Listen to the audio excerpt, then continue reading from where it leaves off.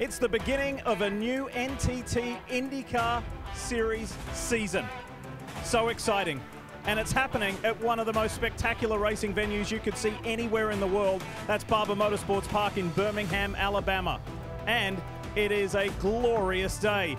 And we haven't even mentioned the 24 drivers that you will see race here this afternoon. You know that they are fired up for this 2021 season.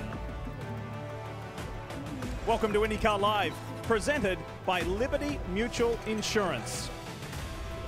And not only are those 24 drivers racing today for honours here today, but over the course of the 17 races this season, one driver will have his name on the prestigious Astor Cup. Something that Scott Dixon has his name on this 6 times for. Hi folks, welcome to a new season of IndyCar. We are thrilled to be here at Barber Motorsports Park. Lee Diffie along with a couple of champions in Paul Tracy and Townsend Bell. Fellas, we've been doing this for a long time, but we have collectively agreed off air that we are more than excited about this season. Why? How so? Money, Diffie, and I'm talking about investment. All up and down this pit lane behind me, these team owners and these sponsors are doubling down on the resources they're piling into their programs. This used to be the story of haves and have-nots in IndyCar. Now everybody haves, and everybody has to perform. Expectations are high on every one of these drivers. Paul, how about for you? Well, there's moments in motorsports history when the whole world is watching IndyCar. 1965, Jimmy Clark came to America and won the Indy 500. 1993, Nigel Mansell came to IndyCar and won the championship. Now with these 3 young rookies that are coming in that we're going to bring up to you, the whole world wants to see how these guys are doing. Paul says young, tongue-in-cheek, and he alludes to the rookie crop. It is spectacular, it's extraordinary. And what we are talking about, if you haven't heard, starting from the right-hand side, he turned 35 yesterday, the Swiss-born Frenchman, Romain Grosjean, after 10 years in Formula One. He comes to IndyCar. The 27-year-old New Zealander, Scott McLaughlin, after winning the Australian Supercar Championship 3 times in succession, and then 45-year-old rookie, 7-time NASCAR Cup Series champion, Jimmie Johnson. What a special treat this is for us all this year. And for Jimmy, he's been wanting to be in IndyCar for a long, long time. My path when I was getting started really was towards IndyCar. The Penske powered by Chevrolet takes the checkered flag. When Chevy pulled out of IndyCar, I literally was told if you want to have a future in motorsports, you need to think about NASCAR. Jimmie Johnson makes history. Make room, Richard Petty and Dale Earnhardt. There's another 7-time champ. I feel very thankful that I was able to live all of that. I mean, it was just an epic run in NASCAR. But I still want to race. I still want to compete. Just so different in how you create lap time in a high downforce car. So I'm literally trying to rewire all the thoughts and the approach, and then certainly my senses. You know, the G-forces that these cars pull are so much greater than what I felt in a NASCAR. And honestly, I can create an opportunity here to go racing, and I just feel like I would be mad at myself if I didn't pursue this childhood dream. So there you go, folks. Those are the nuts and bolts of the situation for Jimmie Johnson. Now let's talk about the flesh and bone. How are you feeling right now getting ready to start this IndyCar adventure? Chip Ganassi and this entire race team has given me a ton of support through the offseason to get prepared and ready. Carvana's support has been much appreciated, and we're all having a lot of fun together. So I can't wait for my first start. There's still so much for me to learn and so many things I have not experienced yet. Today is all about learning. How has the learning gone this weekend? Because we've heard this is going to be one of the most physical races that the entire paddock will go through this year. Yeah, I'm being thrown in the fire straight away. So I've worked hard all winter long and put in a lot of time training and also training in different ways and more specific to IndyCar. And a credit to all these drivers that make it look so easy. It is not easy. This is far more intense in many ways than I ever thought it was. And a victory for you today, Jimmy, will be what? I need laps. Honestly, I've run maybe 600 or 700 laps, period, in an IndyCar at all. So 90 more laps today would be very important. All right, the family's here. He's ready for his next adventure. It's going to be a good one. His attitude has been giddy all weekend. It's been fun to see the 7-time NASCAR champ here at IndyCar, Lee. And Dave, Jimmy's had a group of confidants. One of those confidants is our very own Paul Tracy. He's lent on you for advice and encouragement. You've given him some really good advice. But in your opinion, how's he going to do today? And what should we expect him to do today? Well, the good thing for Jimmy is that he's not expected, like a young driver coming into a series like a Pato Award, you're expected to go fast and win races right away. Jimmy has the ability to write his own ticket. He can take his time, get it up to speed. And he's checked the first box. The goal was to not be last, and he's not last today. So if he has a nice, clean race, no mistakes, I don't feel he's going to be last. He's going to get a half-decent finish. Romain Grosjean, we go through that rookie list. You just spoke with him about an hour and a half ago. Well, if you're not familiar with Romain Grosjean, let me remind you a little bit about his character. Last November in Bahrain, 10-year Formula One veteran. This was his final race. Maybe the worst crash I can remember in Formula One racing in the last 30 years, but like the great Houdini, he escaped and escaped narrowly, literally 5 seconds from the ultimate price in Formula One. Now you would think that Romain Grosjean would stay back in Geneva, Switzerland with his beautiful family and call it a day, but no, he's here in Alabama today making his first IndyCar start.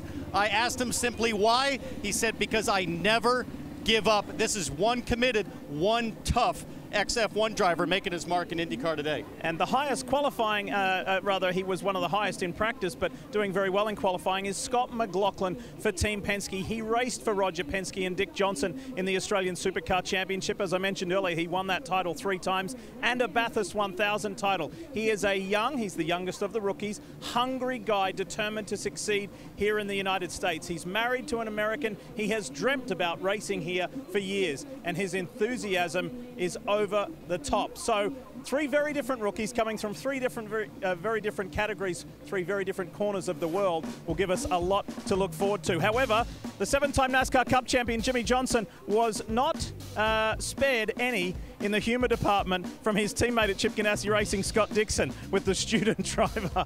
13 championships between those 2 guys, and they've had a lot of fun. They've become very good friends, and we're going to hear from the reigning series champion when we come back. As we welcome you back to Barber Motorsports Park, there is the Astor Cup. And Scott Dixon could have his name on there for a 7th time this year and draw level with the great AJ Foyt for the most titles all time. The champ is standing by with Kelly Stavist.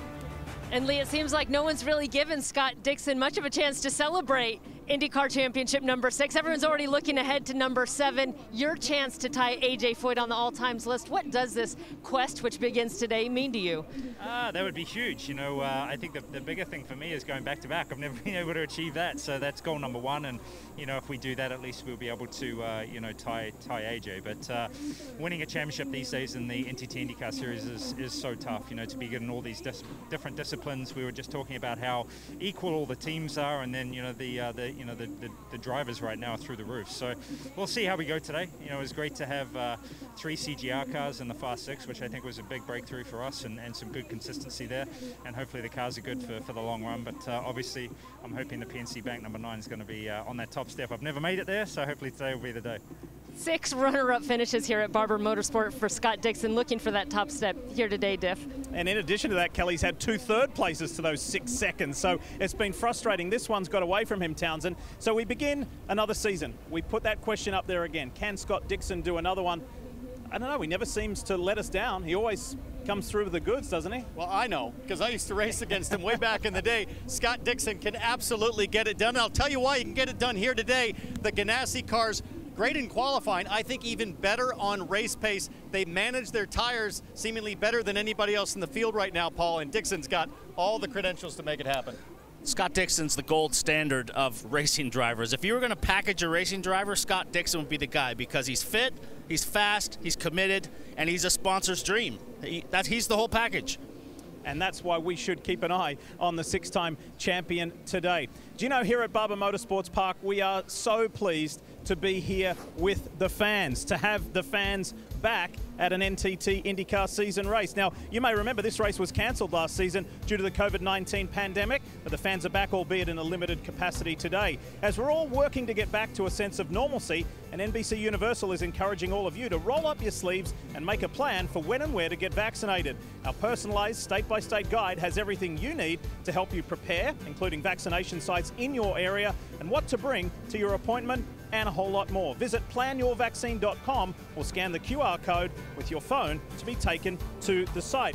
And pleased to say that earlier this week, Penske Entertainment President and CEO Mark Miles told the media that the IndyCar paddock is 90% vaccinated, with the hopes that the number would be 100% in time for the Indy 500 in May. Up next, Pato the pole sitter. That's Pato Award. And Tokyo is very proud of one of its sons. That is Takuma Sato, the reigning Indianapolis 500 champ. He's also the defending race winner here at Barber. He was thrilled for Hideki Matsuyama winning the Masters. First Japanese golfer to ever do that. Taku is the first Japanese racer to ever win the Indianapolis 500. He's in his 40s, but he's as fit and fast as ever.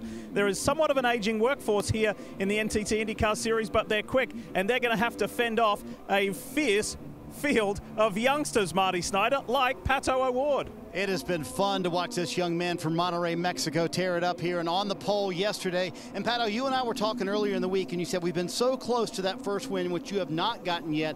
We're just missing little pieces. What needs to happen today to get you over that hurdle and get on the top step of the podium? Execution, man. We just took the first step yesterday on the pole. We have the best view into turn one.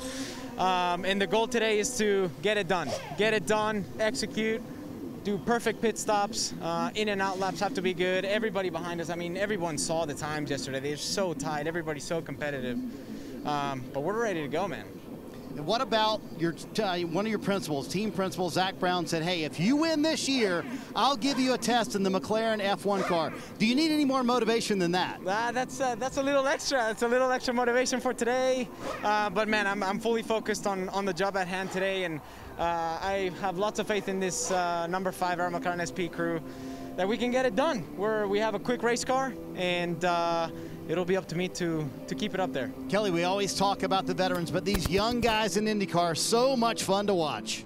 They are, and from one 21-year-old to another, but Colton Herta already has 3 IndyCar victories on his resume. So, Colton, how do you kind of use your youth to your advantage in the series?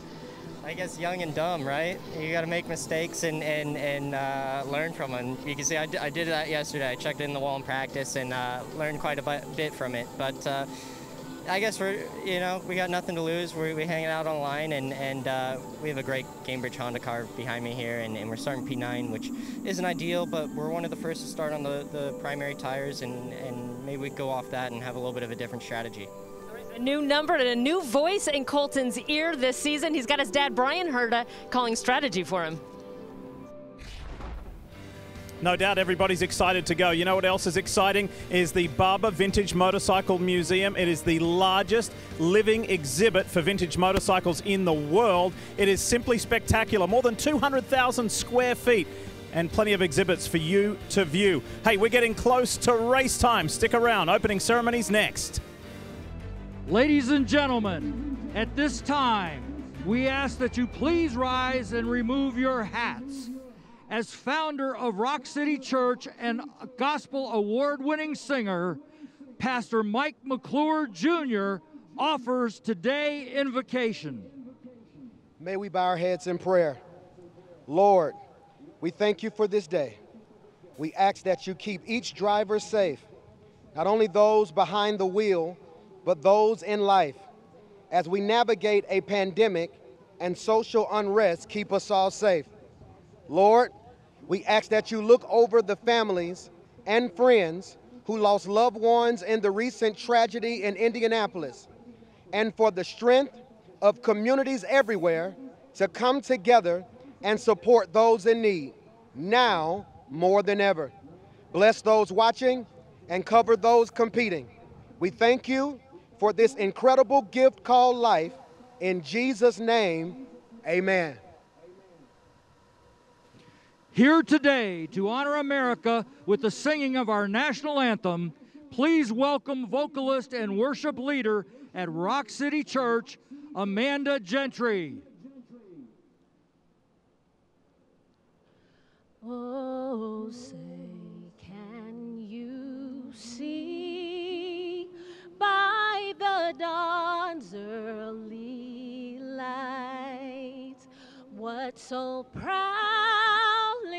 we hailed as the twilight's last gleaming, whose broad stripes and bright stars through the perilous fight o'er the ramparts we watched were so gallantly streaming.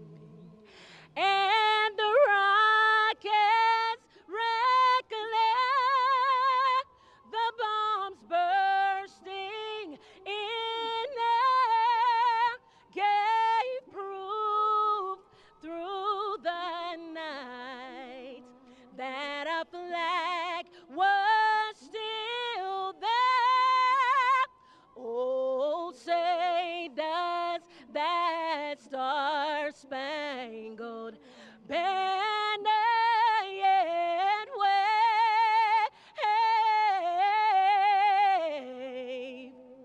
for the land of the free and the home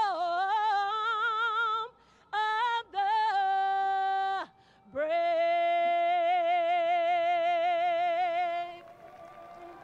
All right, fans, let's hear it. On a gorgeous day in Birmingham, Alabama, let's get the 2021 season underway. The command to fire engines is next.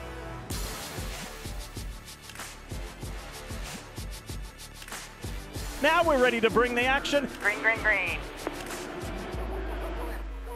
Down to turn 5 for the lead of the race. Rosenquist. They bang. VK around the outside in the carousel. Are you kidding? Oh my gosh, what a move! Whoa! That was awesome!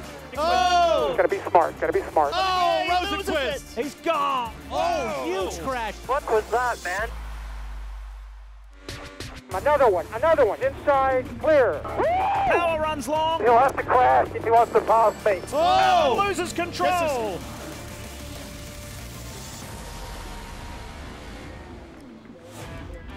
NBC Sports welcomes you to round 1 of the 2021 NTT IndyCar Series. This is the Honda Indy Grand Prix of Alabama at Barber Motorsports Park in Birmingham on a glorious day to get this season underway. Jimmy Johnson's done 780 NASCAR races. This is his first IndyCar race. This will be a day to remember for the 7-time champ, the reigning Indy 500 champion and defending race winner, Takuma Sato. He's ready to go. He's a little bit further back than where he would like to be. It could prove to be a spectacular day. And this place will be remembered forever by that guy there, 2-time champion Joseph Newgarden. This is where he got his first ever IndyCar Series race victory some 6 years ago. And then one of the newer breed, the younger generation, Pato O'Ward, the pole sitter for Arrow McLaren SP. He's hungry for his first ever victory. Let's do one more sweep down pit road. We kick it off with Marty Snyder. Hey, Lee, one of the great storylines here in 2021, like Pato O'Ward, is going to be the young guys versus the veterans like Scott Dixon, who won his 6th championship in 2020, and he's trying to do something he's never done in his entire career, win back-to-back titles. And if he wins that 7th championship, he would tie with A.J. Foyt for the most in IndyCar. How could he do that? Well, how about start 2021 like he started 2020? Dixon won the first 3 races of 2020. He told me earlier this week, if we can do that, no doubt that is a massive advantage for the rest of the season, and certainly what Dixon wants to do, Kelly. Marty, Team Penske has treated Barber Motorsports Park like its own personal playground over the year. The team has won 6 of the 10 races, won pole position 8 times. It started with Helio Castroneves back in 2010. Most recently, it was Joseph Newgarden winning this race from pole. That was in 2018, but it's been a little bit of a struggle for the team here this weekend. Just one driver, Will Power, qualified inside the top 5, and Simon Pagenaud starts the race 15th. One team member put it, it's just plain a tough track, but Team Penske looking to return to dominance here at Barber. Dave? So, folks, you can say I was there when the 2021 IndyCar rookie class happened, because there may not be another one like it. And it starts with the 3 contenders being fast friends. Yeah, they're competitors on the track, but these guys have been really good to each other off the track as well as they approach this 2021 season. It begins with the New Zealander, Scott McLaughlin, 3-time Supercar champion. He is a beast on the racetrack. Romain Grosjean, F2 champion and 10-year veteran of the Formula One Series, and then Jimmy Johnson, the 7 championships. The history in NASCAR this year, everything has changed for the 7-time champion except for one thing. Well, a couple of things. He gets to keep that 48 number. You can still root for the great 48. Is that enough to get you excited about this 2021 season? We've been waiting for more than 5 months for this. But finally, the time has come to go racing after we had a significant pause in 2020. There are new drivers. There are drivers in different teams with different sponsors, different color schemes. The champ remains the same, though, and we will walk you through those throughout the course of today's 90-lap race. But first of all, let's show you how things are starting, where everyone's starting with the Honda starting grid. And for the second time in his young career, Pato O'Ward is on the top spot. Last time he started from pole was at Road America last year, Townsend. He almost won. Sensational lap yesterday for O'Ward to put it up front, but I think Alexander Rossi is going to have something to say about it as they fire down into turn one. And then Paul, all through this field further back, there is depth, talent, experience, and full winning pedigree. Romain Grosjean starting in front of two-time champion Newgarden. He is absolutely pumped.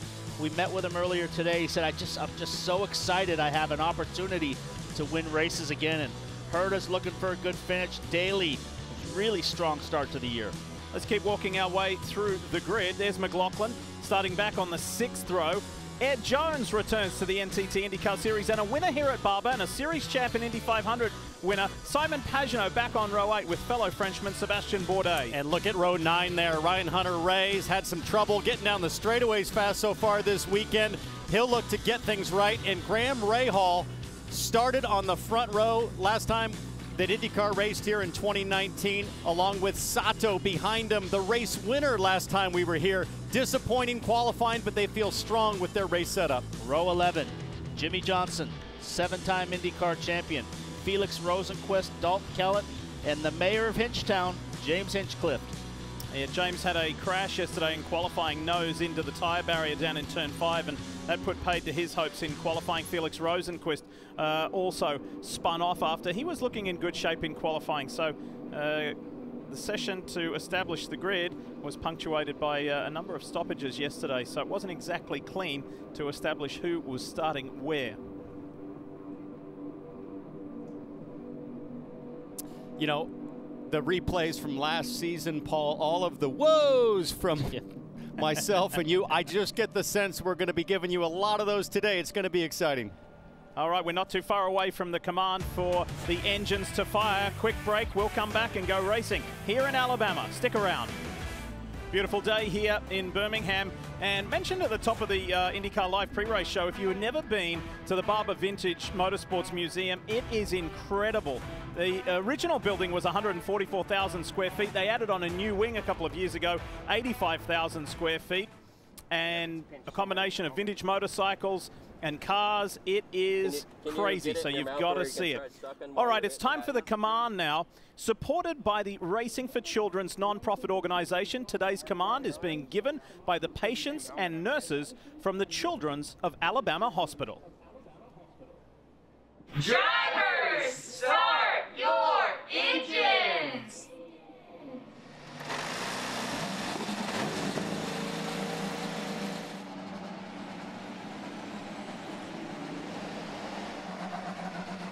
It's always great to hear them fire up, isn't it? We're ready to go. All the practice, all the qualifying, all the warm-ups, all the discussion, all the off-season testing. It's all over now. It's time to race. And for 21-year-old Pato O'Ward, the pole sitter, he has been more than anxious, more than ready to go for a long time to begin his second full season of IndyCar racing.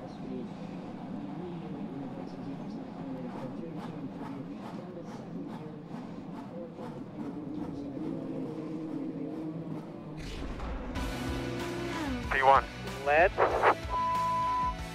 go! That was qualifying yesterday when he had a few anxious moments where the car was off track at high speed. He hung onto it and just drove it brilliantly to his second career pole position. That was a mighty effort, fellas.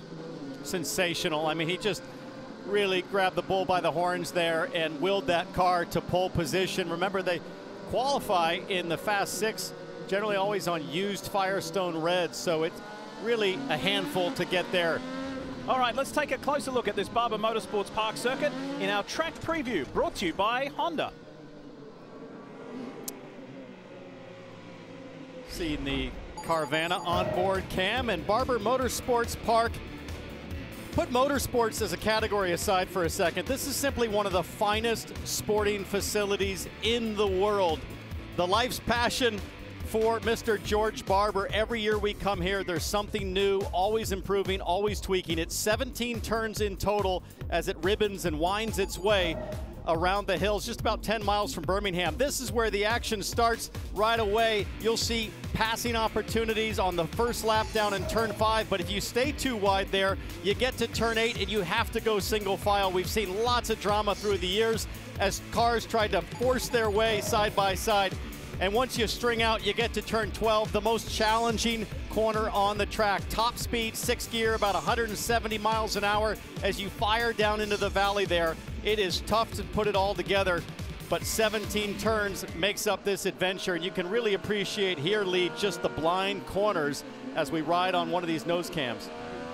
As always, we have a variety of onboard cameras for you to enjoy various views throughout the NTT IndyCar Series races. Let's walk you through them now, Townsend. Yeah, this is the Hitachi onboard cam for Joseph Newgarden. Great shot. Get to see the new pavement here at Alabama from the last time we were here in 2019. That produces more grip and a smoother racing surface. This is the PPG cam of Scott McLaughlin. This is his rookie year, and he's qualified well and looking for a good result today. Paul, the view from the Pole Sitter Pato Award brought to you by Aero Electronics. And Pato was very clear before the race. We have been in this position before. We have executed the first 2/3 of the race correctly. Today, we must execute the full race and do the last third the right way and get to victory lane finally. Alexander Rossi racing with the Auto Nation onboard camera. After going winless in 2020, Rossi out for redemption. He told me he wants to right the wrongs of what was, quote, a terrible season last year. Off to a good start, qualified on the front row, and expect him to challenge Award early because he says that clean out air out front is king. Dave? Felix Rosenquist is teammate to the pole sitter, but he had an off in qualifying and will start 22nd. Fans will appreciate the Mission Foods onboard camera watching him go to the front of the pack. Townsend? Yeah, thanks, Dave. This is Colton Herta, the Gainbridge onboard cam. This young hard charger, I'm sure, a bit bothered that teammate Alexander Rossi out-qualified him because Herta was the guy last year finishing 3rd in the championship. He'll be looking to add another win to his growing resume. As the fields start to stack up round through turns 13 and 14, right here we're ready to go racing. You've got young drivers ready to establish themselves. You've got veterans searching for greatness, and you've got a rookie trio like never before in the history of IndyCar racing. Through turn 17, the final turn, all of the off-season stuff is gone. It's behind us. It's time to go racing in 2021 here at Barber Motorsports Park. Green. Good clean start. Rossi is pressuring Pato Award, and then Alex Palou. Rossi is very eager to get by in the first turn. We have a car off in the grass, but he collects it. Rinus VK. Rinus VK. Oh, he touches wheels with Simon Pagenaud as well, but Rossi wants to make the move on the first lap. Oh! Newgarden. Oh, that's blind uphill. A big accident right there. Colton Herta, all over the place. Hunter Ray, Dalton Kellett, Max Chilton, Rosenquist, Hinchcliffe. Huge moment. Jimmy I got Johnson loose in dirty air. He got Newgarden said he got loose up over the hill. It's completely blind over the hill, lost it in the grass, and as everybody else came over the hill, it's driving into a surprise. Cars all over the track. You can't see a thing if you're a trailing car coming over that blind rise. It's like a country road rolling through the hills and just nowhere to go for all of these trailing cars. There you see the Gainbridge Honda of Colton Herta. Massive damage to the right front. Ryan Hunter Ray is out. That's another Andretti team car. And massive championship implications for Newgarden, Hunter Ray,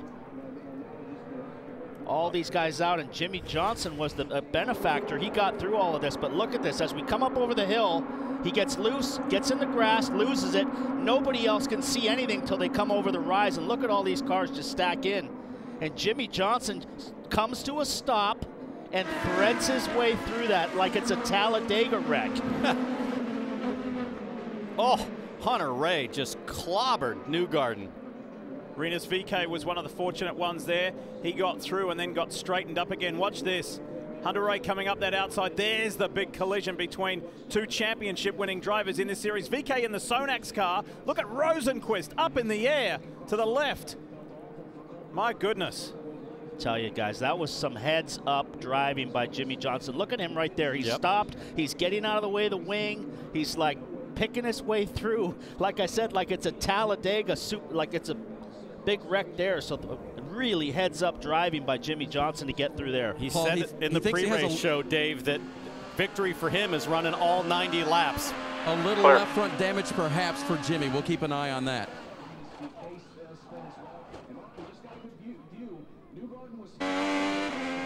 On board with Johnson. Pretty light contact on the left side pod. I think that was Hinch with nowhere to go. It looks like the left front suspension. This is Rosenquist. This will be a ride.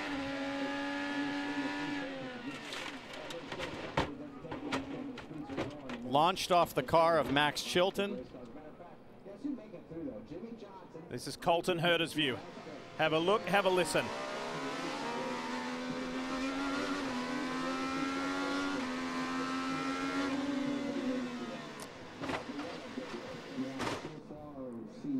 Nowhere to go.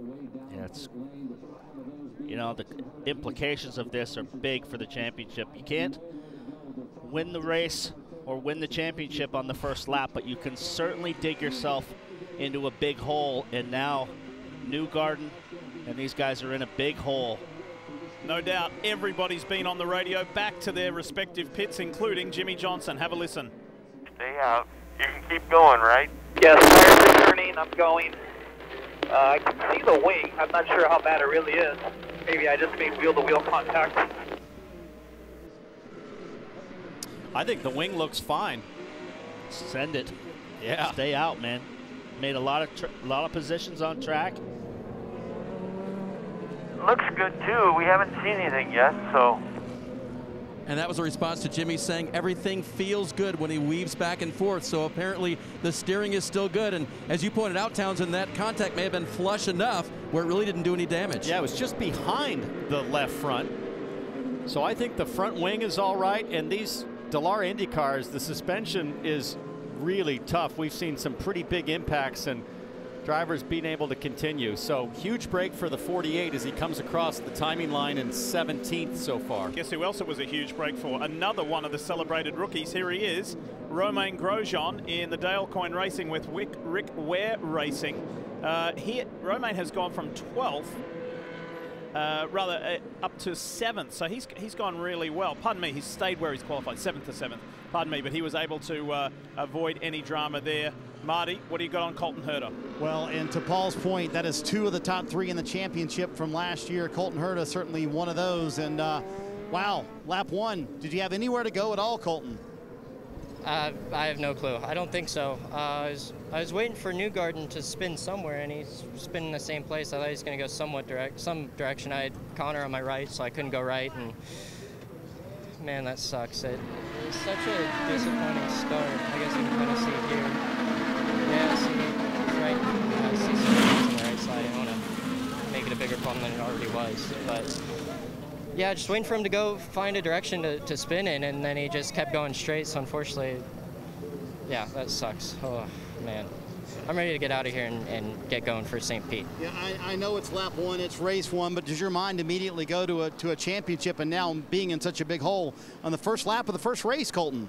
No, I mean, it's such a competitive year this year. The guys are going to have bad races. Guys aren't going to do as well everywhere that we go. And obviously it sucks for us because now we're on the back foot, but, you know, we have plenty of races left to get back into it. It just sucks, you know, these guys work so hard to get the car ready after the crash in practice too, and, you know, really disappointed for Dan Towers, Gamebridge, Group 1001, and Honda, of course, but yeah, I don't know much of what I could have done there. Yep, and the right front damage too much for Colton Herta. And to that point, Lee, I mean, you think about this race team, they were fastest in a few sessions this weekend, really thought they had a car that could win the race, and here they are, not even a lap completed, and they're out of it. Colton was looking good. He had an accident yesterday, unfortunately, and then this one today, a race ender. for the driver who finished third in last year's championship. There's Felix Rosenquist's Views Chevrolet for Arrow McLaren SP. He's done. His teammate leads the race. Newgarden's car, that's not how he expected to end the day. Just beautiful. You kind of run out of superlatives to describe Barber Motorsports Park, and the aerial coverage today for the opening round is brought to you by Geico. That's one of 2 waterfalls here, by the way. Just Mr. George Barber just continues to think of increasing ways to make this more spectacular. And while we remain under caution after that colossal crash on the opening lap, let's bring you the GMR track facts here of this just under 2.4 mile circuit that was repaved in 2019. So the grip level is up, the speeds are up, the physical demands are up, and you can see quite a bit of elevation change here as well. This track has been operating it for professional racing since 2003 and has seen some brilliant both 2- and 4-wheel races here. And it's been a very busy weekend with the road to Indy, with the junior classes for young aspiring drivers to make it to the NTT IndyCar Series. It's been super busy here. For those of you just turning on, you have missed a spectacular opening lap crash involving many cars and champions. This was Graham Rahal's view.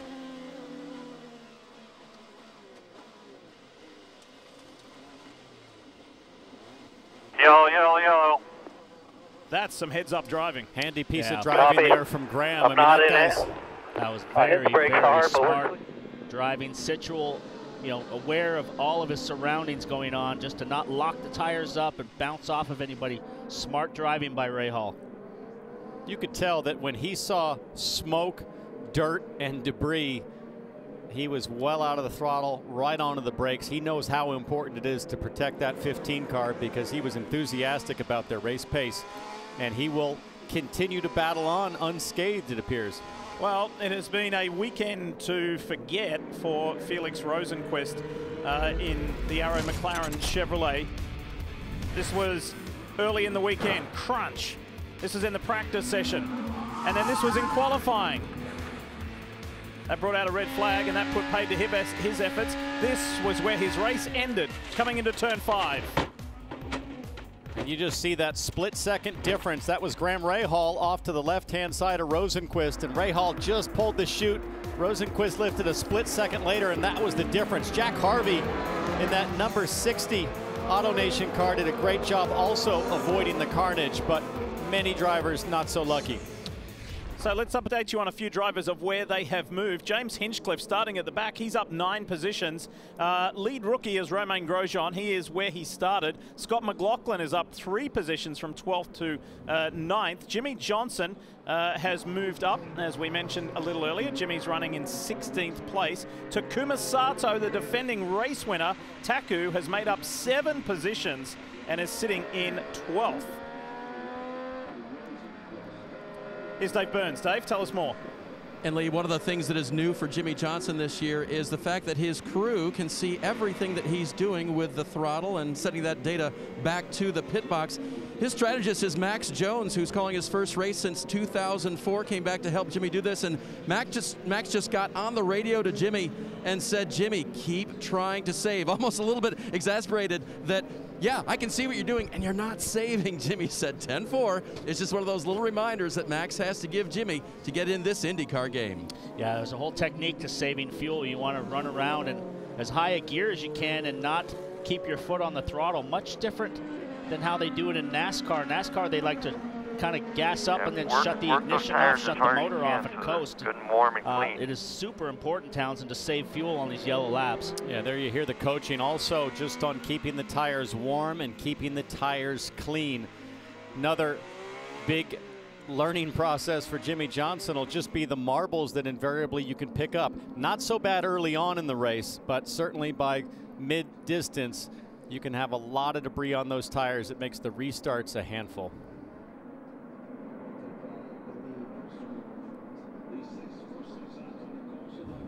This is what you'll hear us refer to as the museum turn, where you see the bridge. That's the signature point there. Museum is just off to the right-hand side there. Now, the catalyst for this multi-car pileup, unfortunately, was a 3-time winner here at Barber and a 2-time series champ, Joseph Newgarden. He's with Marty. Yeah, certainly not what Joseph wanted at one of his best racetracks. And simply got to ask you, what happened on lap 1, Joseph? Well, I just, sorry, I'm trying to keep right mic here. I got loose coming over the hill. It was a good start. You know, we were lining in pretty nicely, but yeah, I just got loose in the wake. I thought I had the car and then touched the grass, and I think once I touched the grass, that pitched me sideways. So, you know, feel really bad for anyone that got involved in that. Obviously, my mess created a bigger mess. So, yeah, any of the cars that got involved, I'm real sorry, because it was obviously us that tipped it off. Shame. I felt like we had a really good car. You know, we just needed to file in there at the start. Partially did that, but yeah, woulda, coulda, shoulda, I guess, for Hitachi and Chevrolet. But we'll come back. We just got to bounce back, go to the next one. Back to green, Lee, and certainly not the start Joseph Newgarden wanted to the season. Bouncing back to action, Jack Harvey, you see there in that pink and black car for Meyer Shank Racing, the Auto Nation Sirius XM car. There it is right there. Jack got pretty lucky in that big melee as well, but it's Pato O'Ward who leads the way in the Arrow McLaren SP Chevrolet. Nice little restart for Pato O'Ward. He's used those, he's one of these guys that uses the tires pretty hard, and I spoke with Rossi last night. He's told me that if I can't get by him in the first couple laps of the run, I'm just going to pressure him, Townsend, keep the pressure on, make him use fuel, and I'm good at saving fuel and hopefully wear the tire as he slides almost off the track right there. Big moment for O'Ward as Rossi closes as they head to turn 12. This is the most exhilarating part of the track, and O'Ward is loose. Rossi is ready to pounce. Oh, he's really loose. Wow, shocking after just one lap to see O'Ward with that much oversteer. The rear end of that Aero car is all over the place. Rossi keeping the pressure on. He's right there on the back wing of Pato O'Ward, so he's just going to continue hounding him, as Alex Palou is also right there in the mix as well in the red-blue car. The Spaniard has found a really good new home at Chip Ganassi Racing. He is fast, he is happy, and he is ready to capitalize on that position in his second season in IndyCar racing. There's Alex right there. And I'll tell you, O'Ward just seems so comfortable. I mean, we're up here catching our breath watching that car dance around, but all weekend, Paul, O'Ward totally at home, frankly, with the thing sliding around underneath him, and now it seems like things have settled down a bit. Well, Rossi is silky smooth, and he doesn't use tires very hard. Pato has really been driving the wheels and the tires right off of this car. You can see Rossi, Marty, he's right there just hounding him. And Paul, one of the things I found interesting in morning warm-up this morning is O'Ward's just sliding all over the place. I think that's where he's honestly comfortable, is just sliding that car everywhere. They are on the alternate softer tires. They did not make a long run in morning warm-up on those softer red tires, so honestly, they had no clue what they would do in the race today. I think they're a little bit free. What do you think, Townsend? Oh yeah. We've got a car spun we've got here somebody. Somewhere. Jimmy Johnson is spun coming down the hill. Right, that's right before the end of the track, the last couple of corners. Fastest corner on the track there. Pretty dangerous spot to be in. There's the caution. Full course yellow. It's full course. Hang tight. If he can roll down the hill, get that thing rolling, he might be able to bump start it. And I think he will. That's and not lose a lap. Just running. Let's have a look at what happened to Jimmy Johnson. Following Rinus VeeKay, and gets loose up over the crest.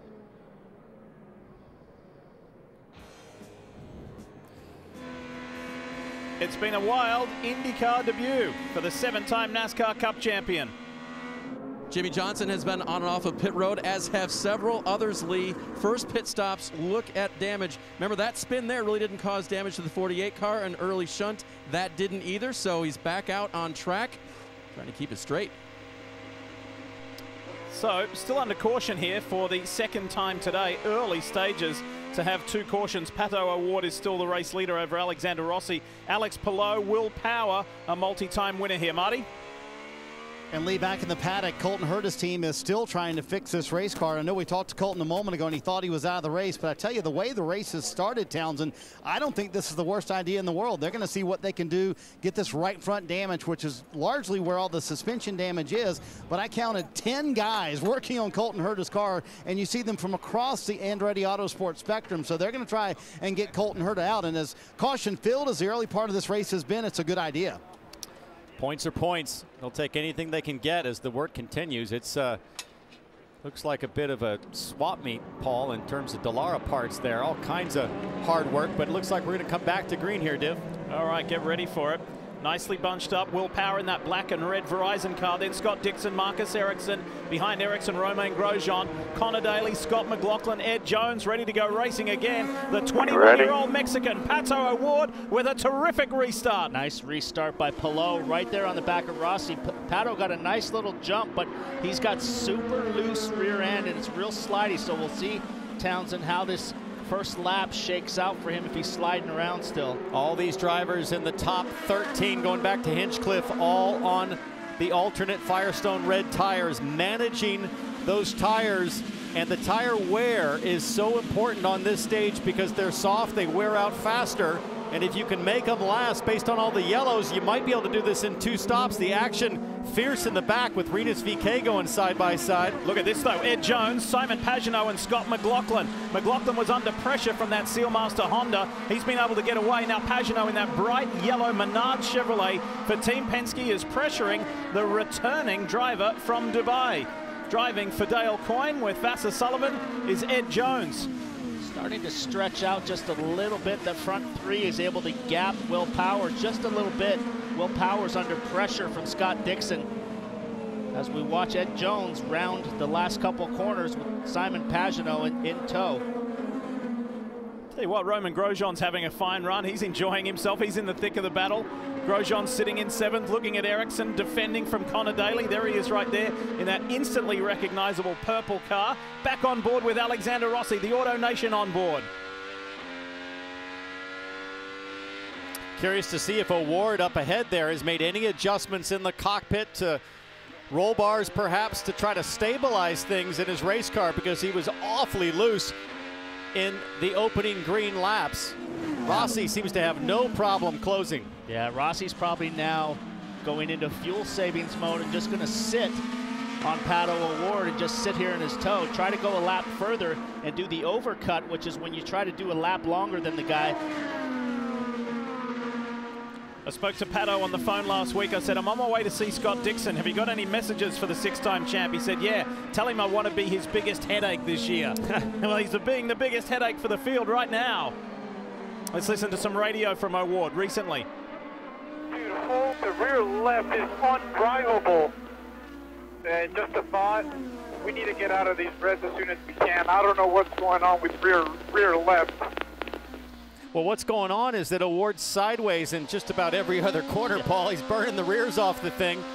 Watch this in this camera view. Look at the amount of the tire sway in the sidewall when he goes into the hairpin here. He might have the tires under pressured, and the car looks real wobbly in the back, like it just doesn't have any rear grip.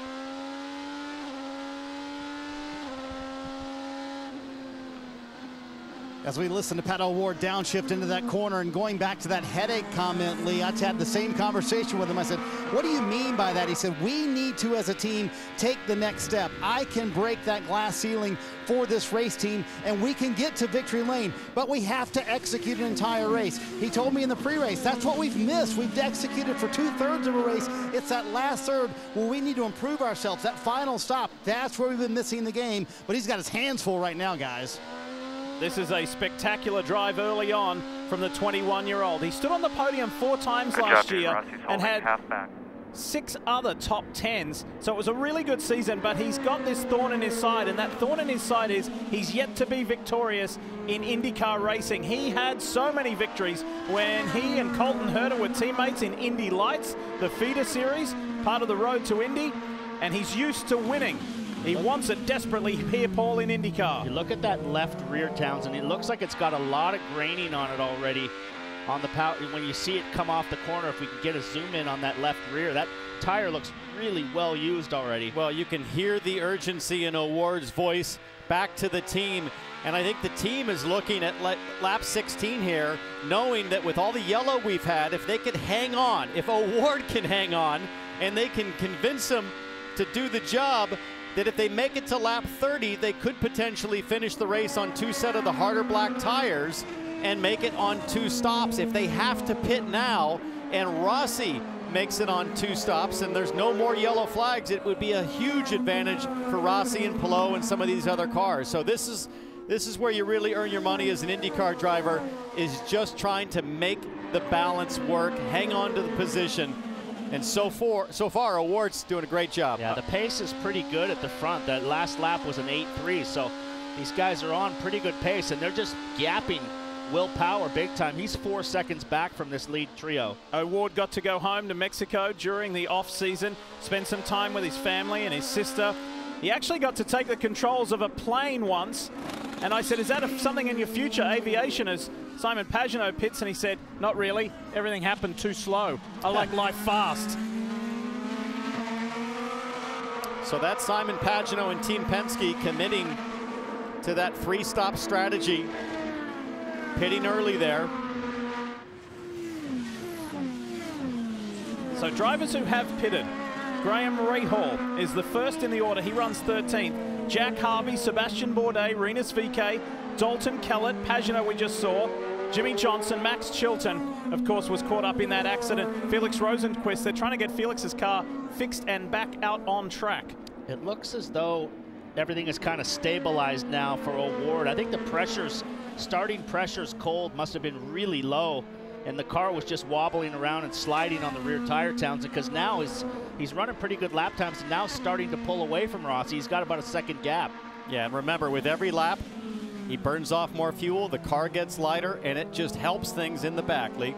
And Rosenqvist is out on track after that incredible crash where the front end was way up in the air. The Arrow McLaren team have got that second car back out, while this car, Pato Award, leads the race.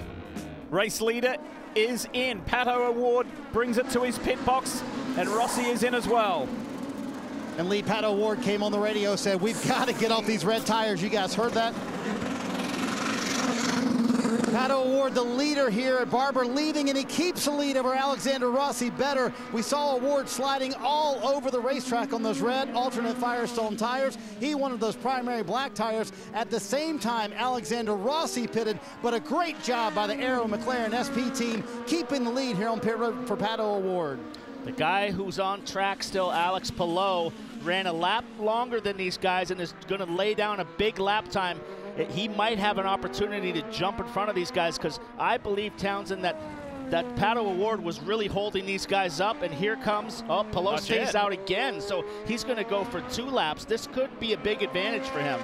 Palou is flying all weekend. It looked like the Chip Ganassi racing team has been the best of the bunch in terms of taking care of their tires, and they're proving it here. Fastest lap of the race, last lap was Alex Palou, just laid down the fastest lap of the race so far. The Segi TV Honda for Chip Ganassi Racing. Yes, part of a huge entourage there at Chip Ganassi Racing with Scott Dixon, Jimmy Johnson himself, Marcus Ericsson, all 3 cars going well. 3 of the 4 at the front. Tony Kanaan will be in for events as well. Lots going on at Chip's team. Kelly? And I saw Chip Ganassi just before the start of this race, and I asked him what he thought of his new young driver, and Alex Palou. He said, quote, unbelievable. He said, I knew we had something on our hands when we went to Laguna Seca, and he outpaced Scott Dixon. He did it time and again in testing, and this weekend he has proved to be ultra fast, fastest in practice 1, and looking for a big result to kick things off here at Chip Ganassi Racing, Marty.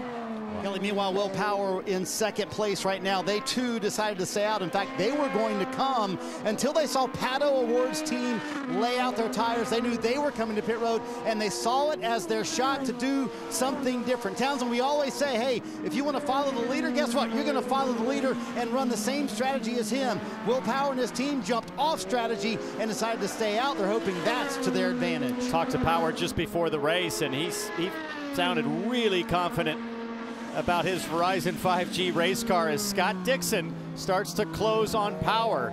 So we'll have to see if the current lead 3, do they stay out and try to stretch it to lap 30? Well, you try to stretch it, Townsend, and you put yourself in the danger zone, because if it goes yellow, these guys are going to go to the back of the field. I'm actually surprised that Palou, Power, Dixon are staying out this long, because Power and Dixon have really gotten hosed by a yellow coming out, so I'm surprised they're going with this strategy. Well, the reason is they've got clean air, so they've got the ability to put the pace in. If they go for a 3-stopper and pit the next couple laps, potentially they can overcut Award and Rossi. And Townsend, you say pace. The man we ride with, Scott Dixon in the PNC Bank Honda, has just set the fastest lap of the race. There you go. Update further back in the field.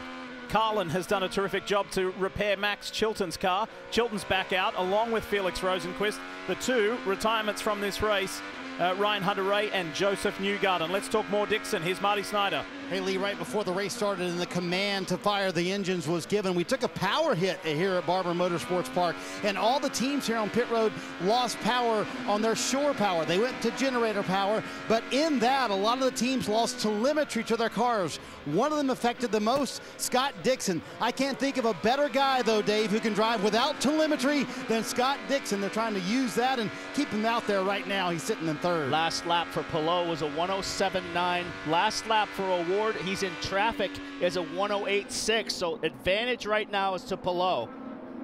Rosenquist is on pit lane, Lee, to update his situation. They replaced the toe links on that car and then sent him back out. He said it was a little bit sketchy, especially in the right-handers, but at this point, he's going to stay there, and he was only really 2.5 seconds or so off of the leader's pace. So not bad for them. They're 11 laps, 12 laps down now, trying to get some valuable points. Well, 21st position he's in at the moment. You'd get 9 championship points. Championships have been lost by a solitary point, so it is well worth the effort. Well done to the Arrow McLaren SP team. Meanwhile, back in it, thick in the pack, there's Graham Rahal, the black and white rocket Chevrolet. That's Sebastian Bourdais just ahead of Rinus VeeKay. Talking about 10th, 11th, 12th, right there. And Rahal all over James Hinchcliffe in 9th. Alex Palou stays out. He has a 4.2 second gap over Will Power and Scott Dixon. The pitters from the front, O'Ward is back in 15th, Rossi 16th. Last lap for O'Ward was a 108.2. Another 107.9 for Alex Palou. So the advantage on the old tires still faster for Alex Palou and Scott Dixon. Fierce battle going on right here between all these guys, sorting themselves out.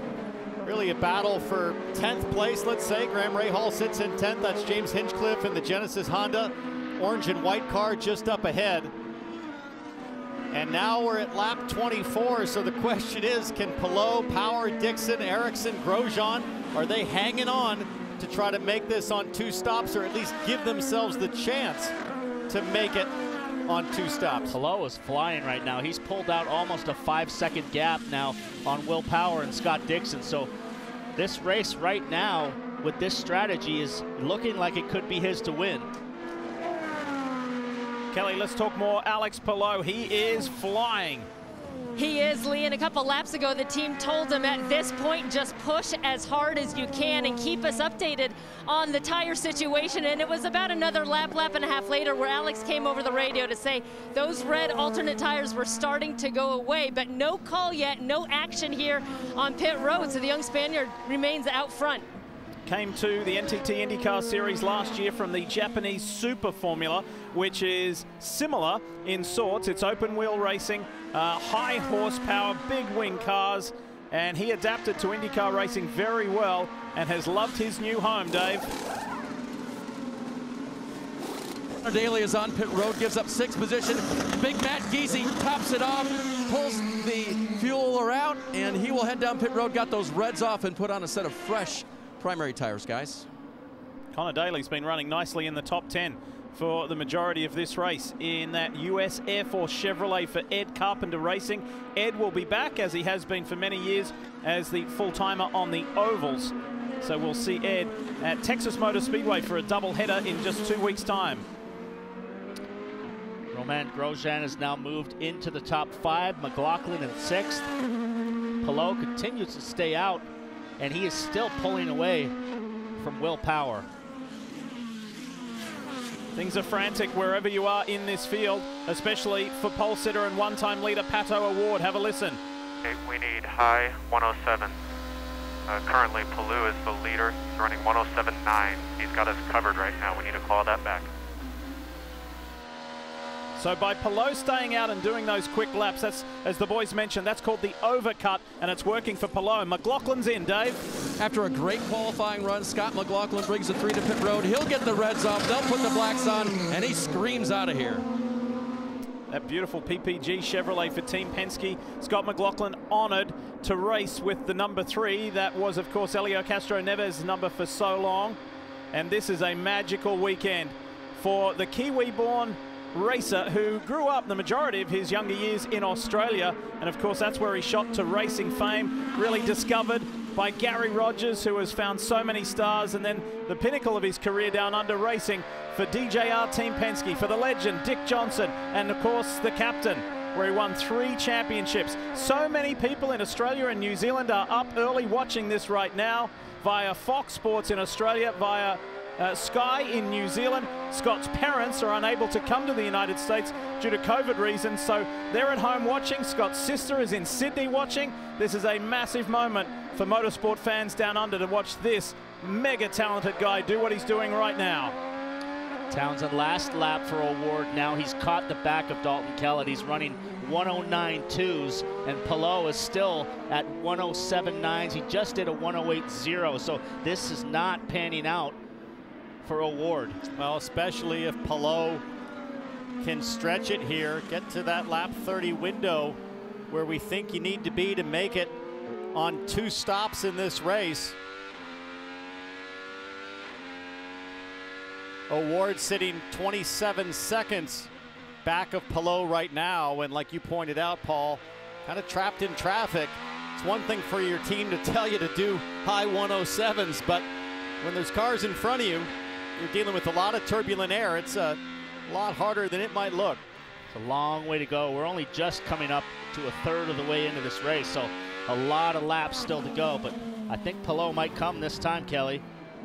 And as he approached lap 26, the team asked Alex Palou if he could do 5 more laps on those red alternate tires. He said yes, but then just moments ago reported a huge vibration on the left side. Still, the team's asking him to push on for a few more laps so they can hit that pit window, Marty, and do this race on 2 stops. All of these teams on the alternate tires just hanging on, and kind of 5 drivers are in that game right now, the top 5 trying the 2-stop strategy. And if you take a step back and kind of look at it from that standpoint, with 8 laps of caution early in this race, that really opened up the window, Townsend, for a 2-stop race. So I think that's what these teams really banked on, those 8 laps of caution, kind of buying them the front end time that allowed the 2-stop race. And they feel like, hey, we weren't going to beat Pato O'Ward on pace alone, so if we went 3-stop, we would finish behind him. Let's do something different. Let's see if it gets us a win. Well, and the only way to make that 2-stop strategy work on the opening stint, if you start on reds, you have to have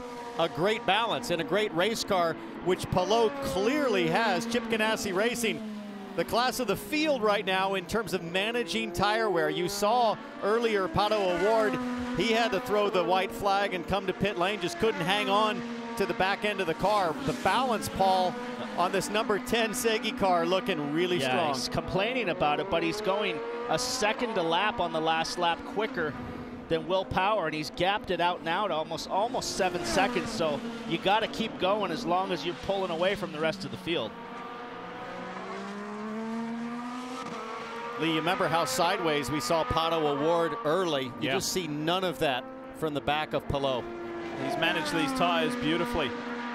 Fast and managing it, which is a wonderful combination. But that pit stop is not too far away for Alex Palou. One of his new teammates this year is, of course, Jimmy Johnson. Jimmy had a spin earlier, got going again. He's out on those softer compound Firestone alternates.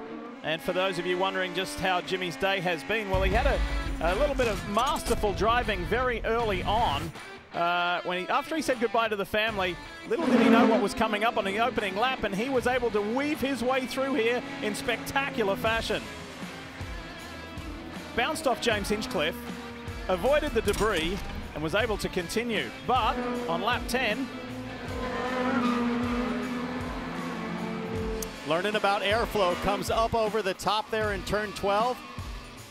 Behind another car, and that caused him to get backwards, flat spot those Firestones, and here he comes in to put on the softer red tires. So learning the school of hard knocks in IndyCar, Paul. Absolutely. Got to keep going. And he's going to get a, here's a little radio we've got for Jimmy Johnson. Let's see how he feels about it. You're doing good, Jimmy. Just keep pushing here. You can use overtake if you need to, but right now just can clean air go. So he talked about using the overtake. 200 seconds available for this race, and it's always fun to see just how liberal some drivers are and how conservative some drivers are at this stage of the race. About 1/3 of the way in, here are the remaining seconds of push to pass. It's always those young guns like Palou on the button, and there we look down to Jimmy Johnson. What does he have left? 200 seconds. Same as Will Power. So Jimmy, get on that horsepower, get on the go fast button, bud. You got a lap to make up. The guy who's responded now is Pato O'Ward. He just did a 107.7 and has set the fastest lap of the race. So he has responded to the demands from his engineer. He's got to get up and go, but Townsend, I think it might be a little too late. Now, a lot can happen with strategy and yellow flags, but right now, both O'Ward and Palou have to make 2 more stops, and O'Ward's 31 seconds behind after going with the 3-stop strategy. This guy is a machine right now. Alex Palou's flying to pit lane. What a day this would be on debut for Chip Ganassi Racing to go to the top step of the podium. Kelly Stavist is standing by for Alex Palou's first stop of the day. A huge effort for Alex Palou. They told him to use some of that overtake button on his in-lap to pit road, and finally he gets those alternate tires off. He will be happy to have those black primary tires put on. Some fresh Firestones for Alex Palou, and we'll see if he makes this strategy work. So Power and Dixon stay out. They'll undoubtedly be to pit lane real soon, and then we'll have to watch the blend-out battle. And this outlap so critical right here for Palou if he can stay in front of Jack Harvey. And he's way ahead of Pato O'Ward. He's got 2 cars in between himself and Pato right there. You'll see Pato coming around the corner there behind Dalton Kellett. He's been held up behind him for the last 5 laps.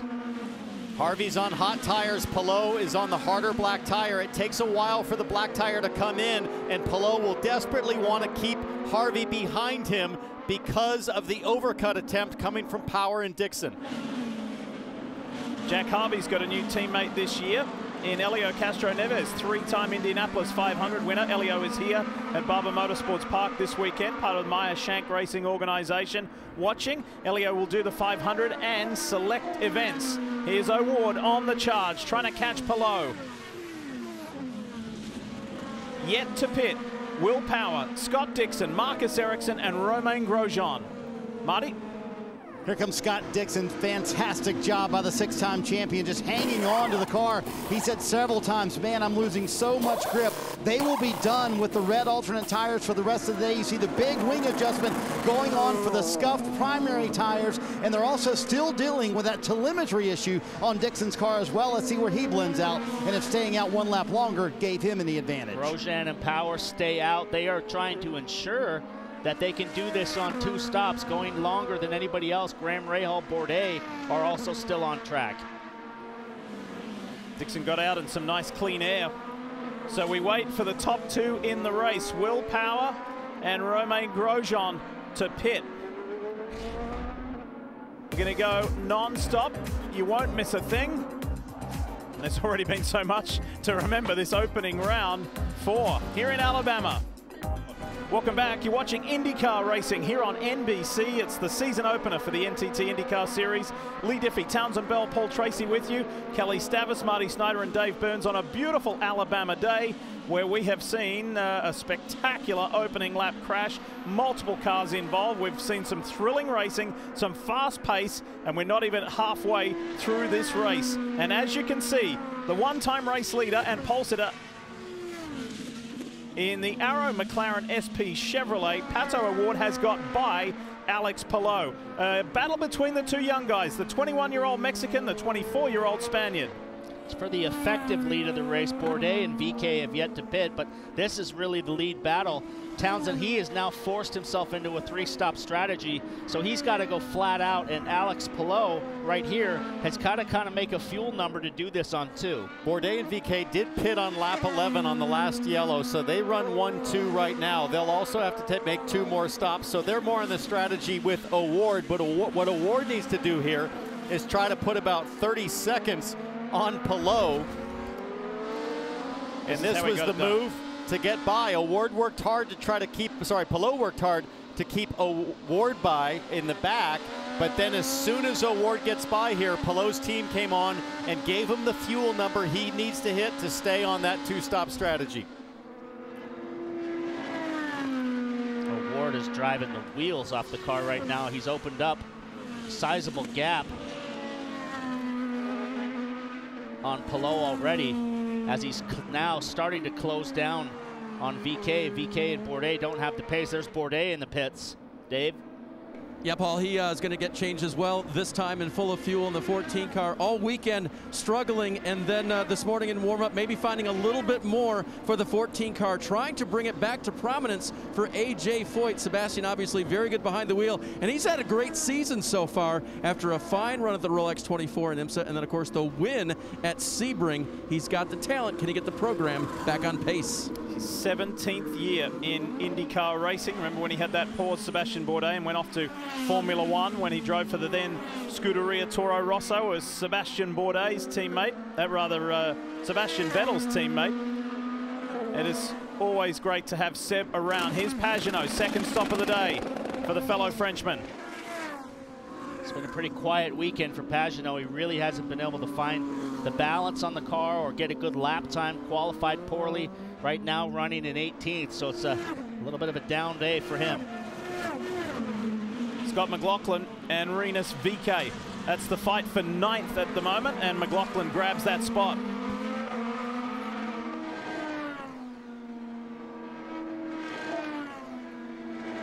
It's Jimmy Johnson in the Carvana Honda for Chip Ganassi Racing. Meanwhile, this is the race leader now. And Pato Award has led 19 of the 38 laps thus far, so he's led half the race on a different strategy to the man chasing him.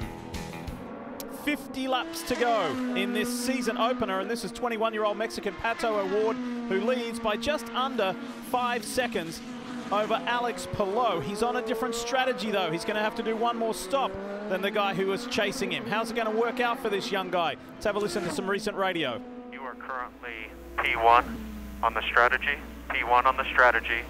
We're committed to pushing till the race is over. So keep digging, buddy. You're doing a good job. Go as fast as you can, burn as much fuel as you need, but do not burn up the tires, Paul, because that will slow you down. Marty, that's the driving style that Pato Award excels at. He just likes to go flat out, huh? It's a tall order as a driver, you know, use as much fuel as you need, but don't use too much fuel. And this battle in the top 5 guys, to me, is absolutely fascinating. You have first and third, Award and Rossi on the 3-stop strategy, and then second, fourth, and fifth, Palou, Power, and Dixon on the 2-stop strategy. So what wins out? Those guys on the 3-stop strategy will be coming very soon. This is fascinating as to what will make the winner here at Barber today. Well, in order to make pace work, you've got to have clean air, as Award comes up behind Jimmy Johnson to put Jimmy another lap down. So Jimmy being cool there to get out of the way, let the leader by. I'm sure it's we will tough to digest for the 48, not even at half distance, and he's already 2 laps down, but he's learning quickly. Yeah, Award is coming to pit lane. His team just said pit this lap, so he's pulled a 5-second gap. Pretty excited. He's just excited to be back racing. He said, I'm sick of sitting around my apartment. I want something to do. I'm ready to go racing. And race he has well today. Let's watch the execution of this stop. You can hustle it all the way down the hill here. This tight corner, you have to be careful. Rosenquist, his teammate, wrecked in practice. There's pit speed line. Take it away, Marty. Pato O'Ward trying to win his first career IndyCar race. They will have to pit one more time. 48 to go. He comes down pit road. They asked him, do you want any changes? He said, no, this thing is very good right now. And the one thing you'll see different on this stop, these are sticker primary tires. Last time they were scuffed primary tires, so it'll take about 5 laps for those to come in. We'll see if he loses any time to Alexander Rossi on his same strategy. There is Scott McLaughlin. He last pitted on lap 25, getting used to as many things as the 7-time champion Jimmie Johnson we talked about. Turbo is one of those things. Remember the cars that he drove in the Supercar Series, those did not have it. He's been doing fine with it and has adapted. Remember, he had problems with his steering wheel in practices this weekend. He was doing some things manually, Townsend. He wasn't getting the indicator light to shift at the right time. He had to adjust to go manual to some degree and has really been adapting well. Done a remarkable job. Now, different than the other 2 rookies with Jimmie Johnson and Grosjean. McLaughlin did get that one race at the end of last season in St. Pete. So he's got one leg up. And he's with Team Penske, Paul, a team you know well. And all kinds of help and support there. As I understand, Rossi is coming to pit lane. Kelly? And just like Pato O'Ward ahead of him, he will be getting sticker black primary Firestone tires put on, and they told him they were going to make an adjustment to help him with the front end of that race car. That's the second stop of the day for Alexander Rossi. Trick for Rossi as he's going to need to try to get ahead of Alex Palou on track. There's Bourdais right behind Pato O'Ward. Here comes Rossi out on the cold tires now.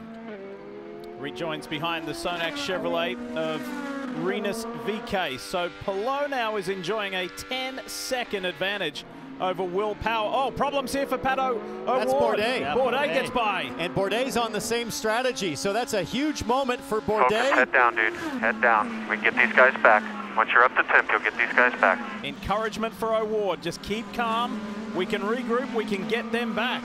Hey, Lee, he came on the radio and said, what is up with that guy? What's his problem? He is not happy. I'm assuming it's with Sebastian Bourdais. We'll check. What's up with that guy? He's a 4-time champion and a 36-time winner, and he's got a sniff at a win for AJ Foyt, so he's going for it. Let's not forget about Graham Rahal either. Graham is in the mix here, and he is in the middle of this battle. 3rd car in shot. Here goes the Rocket Chevrolet on the inside, wheel-to-wheel contact in turn 5. Hit him good. And Rahal's there to pick up some of the pieces too. Looked like a little PT Bourdais action from back in the day, huh? He learned well. Bang. For a little bit of a hip check. Wonder if race control will have a closer look. There you see the left thumb of O'Ward onto the radio button to share his feelings about that move. But you're absolutely right about Rahal, Diff. He is right in the mix. And let's not forget that he started in 18th position. Rahal playing that early strategy, avoided that contact, and is on the comeback. Pato O'Ward just came on the radio and said, I feel like a turtle out here, and his team talked him through it and said, look, you're not on these other guys' strategy, Townsend. We just got to work your way through this, stick to the game plan. And Marty, I think the message was, I feel like I'm driving a turtle. Yeah, and he's not happy with the race car. He's also had a couple of comments about Sebastian Bourdais, not happy with him. So this is where strategists become psychologists, right, Townsend? A young driver, young 21-year-old driver trying to get his first ever win. Taylor Kyle on the timing stand for Pato O'Ward, and he's trying everything he can do to calm his driver down. I would guess as a young driver, you need that, Townsend, and this is where Taylor's going to earn his money. Keep him in the game, keep him focused, because the first win could come today. No, as a driver, Paul, I hated to be spoken to purely on therapy. I wanted data. Give me information to help me understand, and Taylor Kyle just did that, telling O'Ward, hey, the other guys have more fuel. You've got fuller tanks. Hang in there, things will come to you as we see that Firestone telemetry working up through the revs. Red line at about 12,000 RPM, 6th gear here, down to 5th for turn 1. But Paul, I don't know about you. I wanted information. Yeah, well, give me facts. I'm 52 years old, and sometimes I need you as my psychologist once in a while. Yeah, but the thing that would be frustrating this young man here as we look at the Firestone telemetry on the left-hand side of your screen, not only did he have wheel-to-wheel contact right here with the 4-time champ Sebastian Bourdais, he has seen Bourdais drive 6 seconds away, and they pitted at the same lap. So that's going to be frustrating for him. Little lock up there on the inside on the curb. He's been locking that up consistently. You got to be careful of that because you'll put little small flat spots on the tire and it's going to cause you problems later on in the run when you need to go fast.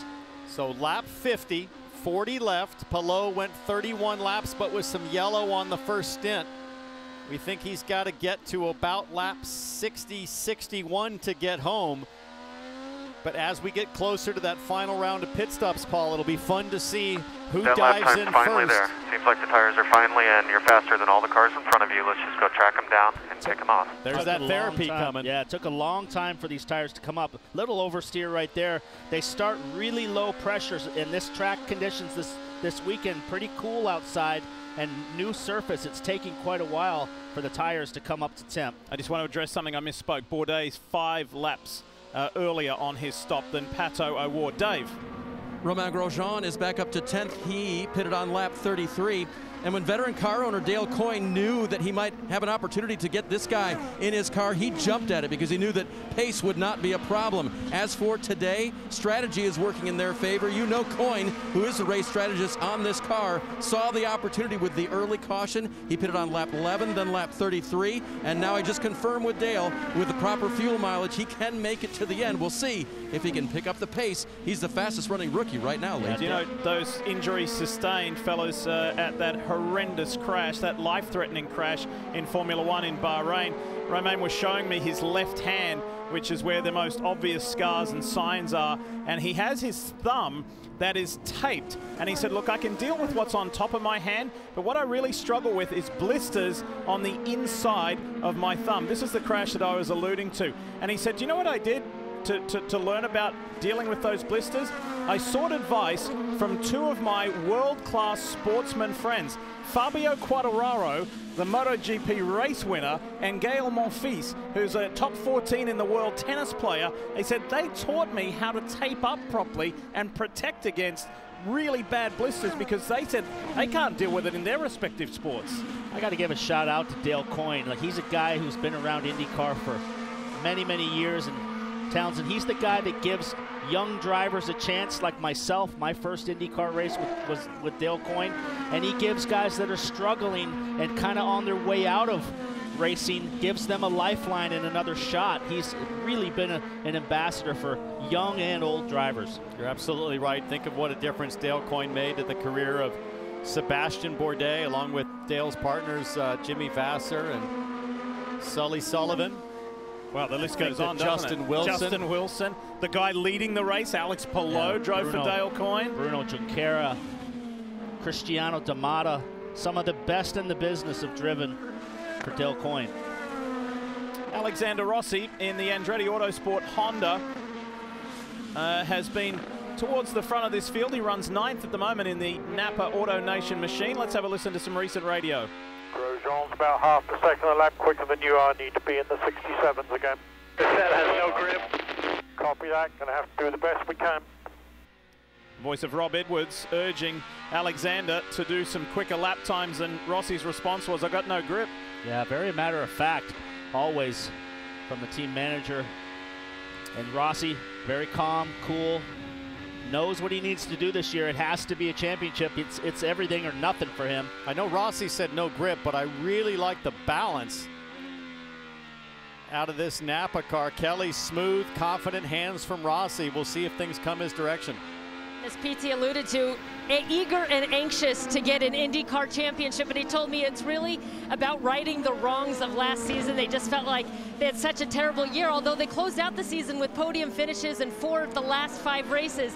And we've got 4 races in 3 weekends here to kick off the 2021 season. So he told me, you know, it's really about building momentum. He's a huge believer in it. He feels like if they can get the ball rolling in the right direction early, it's easier to keep it moving in that direction. So he was hoping he was going to be out front for this one, expected to have clean air early, and that strategy doesn't seem to have paid off. And Rossi, as we just heard, doesn't have grip either. He's got to wait it out for another pit stop.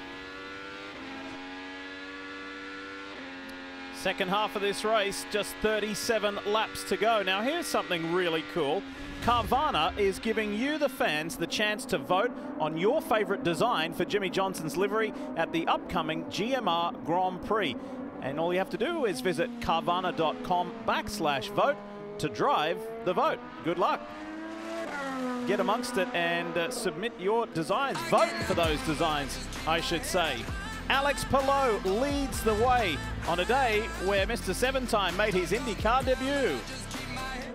As vaccine eligibility expands across America, it's time to roll up your sleeves and make a plan to get vaccinated. Our personalized state-by-state guide has everything you need to help you prepare. The site is updated daily with an option to get custom alerts delivered to your inbox. Visit planyourvaccine.com or scan the QR code with your phone to be taken to the site.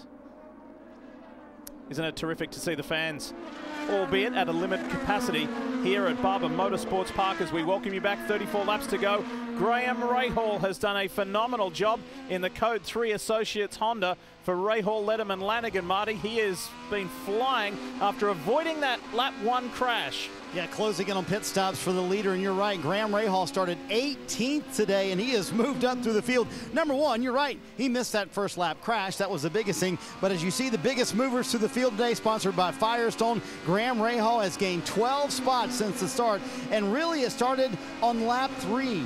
They stopped under that first caution of the day. They came down pit road, got off the reds. They stayed on primaries for the rest of the time. Graham has done a terrific job. And in 6th, after starting 18th, I say, Lee, they would take that finish today. Absolutely.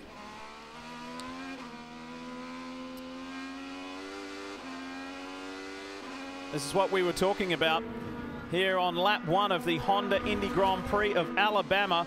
This is Graham Rahal's view. Joseph Newgarden spins, gets hit by Colton Herter, Ryan Hunter-Ray, and look at that. Jimmy Johnson and Graham Rahal ducking and weaving and swerving and got through relatively unscathed.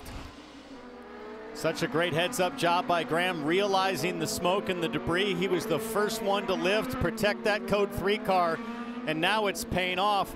Bourdais, Rahal, and VK, those biggest movers, all blanketed by less than 2 seconds right now. So this final round of pit stops is coming up, and that is going to really determine the finishing order for these 3 guys, because those out laps and those in laps are really going to make a difference. A little bit of pressure coming from VK. VK struggled in practice and qualifying. He said the car was good, but he just could never put it together. But this trio here has moved through the field really nicely.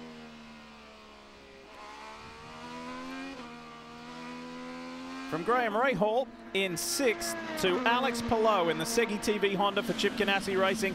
His first drive for this championship-winning team, now in its 31st year of existence. What a moment for this 24-year-old Spaniard. If you've just joined us, this is what happened. Look at the black and white Hitachi Chevrolet. Joseph Newgarden spinning in the face of almost the full field. This is what happened to Ryan Hunter-Ray. Nowhere to go. Smashed into Newgarden. They were instant retirements. Happy to say that everybody else who was involved, their cars have been repaired and they are active in this race. They are going, believe it or not. The likes of Felix Rosenquist, Max Chilton, Colton Herter, tremendous work done by respective teams. But Jimmy Johnson spun, didn't get collected, was able to get restarted, get going again. It's been a big learning day today, hasn't it? Yeah, lap 18, more action on track as the 3 stoppers come to pit lane. That's Pato O'Ward and Alexander Rossi. And then this, Paul, on lap 36. Yeah, pass for the lead right here as Pato O'Ward gets back by Alex Palou, but he's got to do an extra pit stop to Palou. Palou has really managed the tires much better than the rest of these guys in the field. And right here, Sebastian Bourdais racing with Pato O'Ward gives him a hip check.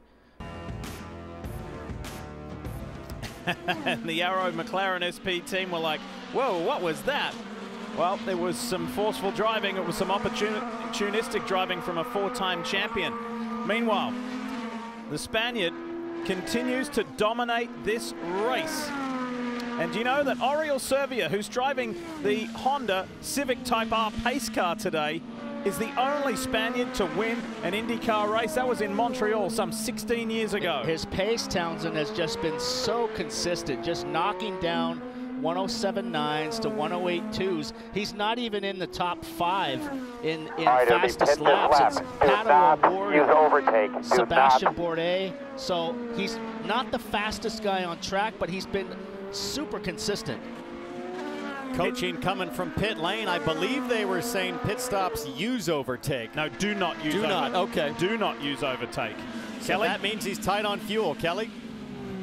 His teammate Marcus Ericsson pitting from 4th position, just completing his service, but you heard him correctly. They called Alex Palou to pit road, but said do not use overtake, unlike the last time they called him to pit road when he was allowed to use it. They have got some sticker black Firestones on the wall here for Alex Palou. Ericsson pits from 4th place. That now puts the rest of the lead group on notice. They are all in the danger zone, Paul. If a yellow comes out now, Ericsson cycles to the front. I would assume that the strategy will be the same across the board for Dixon and Palou. Here comes They will Palou. come in the next lap. They don't want to risk get caught out by a yellow. Race leader is in. Should be for the final time today. Back to Kelly Stavis. Kel? As Alex Palou brings his car in, that last stint was all about hitting his fuel numbers, which he appears to have done, so he will get those sticker black primary tires on. And what a feat it could be for the 24-year-old Spaniard if he could win on debut, and here is his teammate. Scott Dixon at the head of pit road. We've talked about putting on sticker tires or scuff tires, and those scuff tires, the Firestones come in so much quicker. Dixon going with scuff tires. We'll see if that helps him get quick lap time. He is a master at those out laps. Will Power coming this lap as well, guys. There's his teammate, Jimmy Johnson. He comes out right behind Jimmy Johnson. I will guarantee that he moves out of the way for him. They are sniffing if this plays out, if Power has a problem on the pit stop. Ganassi is sniffing at a podium sweep. 1, 2, 3 with Alex Palou and Scott Dixon and Marcus Ericsson. Ericsson is thrilled to keep his ride at Chip Ganassi Racing and have consistency. Here comes Will Power. Good job. Whoa, he's close to that inside wall. Power hustling it right here. He knows that taking some risk can make the difference on the in and out laps. Marty Snyder's standing by. Take it away, mate. He's going to have to go around Graham Rahal's guys who kindly pick up that right front Firestone tire that was laying on pit road. Power very happy. Asked Ron Rzuski, a strategist, can I go hard? They told him, nope, we need to save fuel. He too was scuffed Firestone primary tires. We'll see how Power cycles out. Graham Rahal in for his final stop of the day. Here's Romain Grosjean. Dave? Grosjean hits pit road. Remember, he'll have to wait about 3 extra seconds over a Formula One pit stop to get his muscle memory in there, but he'll get 4 fresh tires and an air pressure adjustment in that 51, the purple car, leaving pit road. There you see the blend battle. Exchange, yeah, a close exchange with Palou just barely beat out Will Power. So Power made up huge time. Mix. Huge time on that exchange. Guess what, fellas? Power has significantly more Behind push his to now pass Power. He went 1 lap further. than Alex Palou does. This could be Will Power on maximum attack. What's he got for the youngster? And here comes Dixon. Don't count out the champ. As we ride aboard the Carvana Honda for Chip Ganassi Racing, a reminder that Carvana is giving you, the fans, the chance to vote on your favorite design for Jimmy Johnson's livery at the upcoming GMR Grand Prix. What do you have to do? Just go to carvana.com/vote to drive the vote. You get to choose which livery you'd like to see Jimmy in at the GMR Grand Prix. All right, it's time now for a Carvana through the field. Let's go. And Lee, with 25 to go, we start with Pato O'Ward up front. They have told him we need maximum attack before we come to pit road. They have to stop one more time. The Mexican driver trying to get his first ever IndyCar win will be coming to pit road the next lap. Kelly? Alex Palou in his 2nd season of IndyCar, but first with Chip Ganassi Racing, and coming to such a powerhouse, he said, has actually taken some pressure off of him. He feels much more relaxed because he knows he's going to have good equipment and a fast car, so he doesn't feel like he has to overcompensate for anything, and it could be quite the debut for him as he sits in 2nd on a different strategy from O'Ward ahead of him. He could bring this one home in victory lane. Marty? Will Power is in third, but on pit road is Pato O'Ward. They're going to put on those sticker Firestone primary tires. Remember, it took a long time for those to come in on the last run, about 5 or 6 laps. In fact, in that 5 or 6 lap window, he called his car, quote, a turtle. We'll see where he cycles out and how quick those Firestones come up. Just watching Marcus Ericsson there in 5th. O'Ward straight out of the pits. That's where he cycled through. Not enough to challenge Palou up front. But watch this, hot tires versus cold tires. Could be an over and under here, Paul, at turn 5. Yeah. Ericsson on the inside. Beautiful from the Swedish driver, the former F1 man. And he gets it easy on the push to pass. These guys have got to make a little bit of fuel here, so he can't push too hard. But this thing is kind of effectively over now. Palou is way out in front of him. He's got about a 8 second lead on O'Ward. So that tire strategy of 3-stop, wearing the tires out early has really hurt the end result here. It might be a large margin between the two youngsters. It's far from over between Palou and Power. It's 3 seconds between the top two, but Power has considerably more push to pass. Will that come into play over these closing 23 laps, Marty? And Lee, as we continue through the field, Will Power has so much push to pass left because the entire race they told him you can't use it. They were saving fuel to make it a 2-stop race, but Power doing a terrific job and told me earlier this week we must start the season with a podium finish. Guess where he is right now? 2nd place. Behind him, Scott Dixon doing a masterful job as well. They've had telemetry issues today, but Dixon doing all he can to get around Will Power. He came on the radio and told Mike Hall a moment ago, I'm trying, I just can't get past him. This is how they've pretty much run, Townsend. This pack right here of Palou, Power, and Dixon have kind of run in a group together. Pato and Rossi took off for a little while, but committed to the 3-stopper. And these guys have just been steady, and it's paying off. And look at this right there, just what we were talking about. 107 seconds for Power, 105 for Dixon. Those two veterans are going to be chasing Palou with more boost in the bag to use with 22 laps left. O'Ward's fastest lap is a 106.8. He has been so much faster, but not in the lead. PPG Chevy from Team Penske, Scott McLaughlin, one of 3 rookies in this field today. He only just pitted. He's in 13th at the moment. Jimmy Johnson is in 19th. And Romain Grosjean, the lead rookie. What a beautiful day we've enjoyed here in Birmingham, Alabama. Lee Diffie, Townsend Bell, Paul Tracy, Kelly Stavis, Dave Burns and Marty Snyder for the season opener of the NTT IndyCar Series and our aerial coverage brought to you by our friends at Geico. Some amazing images here at the Augusta of Motorsports, and that's no exaggeration. This place is spectacular. So up front, the margin between 1st and 2nd, Alex Palou and Will Power, was up to 3 seconds. It's now down to 2.2. How about Jack Harvey here, boys? He's having a nice run. He's knocking on the door of the top 10. He'll need to get by former F1 man Romain Grosjean if the Englishman is to get that Meyer Shank Racing Auto Nation Sirius XM Honda, Kelly, into the top 10. Jack celebrated his birthday a few days ago and was hoping for more reasons to celebrate this weekend, but when I asked him to kind of sum up his season looking ahead in 2021, he said, ready. This is the 2nd full season that he'll have here with Meyer Shank Racing. He said, we've got the same core group of guys. We worked so hard in the off season. We have all come together and we are ready to capitalize on that experience. He also has a cool helmet that he's riding with today that was designed and submitted by a Twitter follower by the name of Alex Ware. We've always said real men wear pink, right? And he looks good in the pink Auto Nation, a very cool helmet. He was hoping for better than 11th. That's where he qualified. He said, really, if we could come away with a top 10 finish here today, I'd feel pretty good about it. Jack's only raced here in IndyCars once. He finished 13th back in 2019. So knocking on the door of that top 10, the 2 birthday boys, Harvey earlier in the week, Romain Grosjean turned 35 yesterday. Here is a pretty spirited bunch.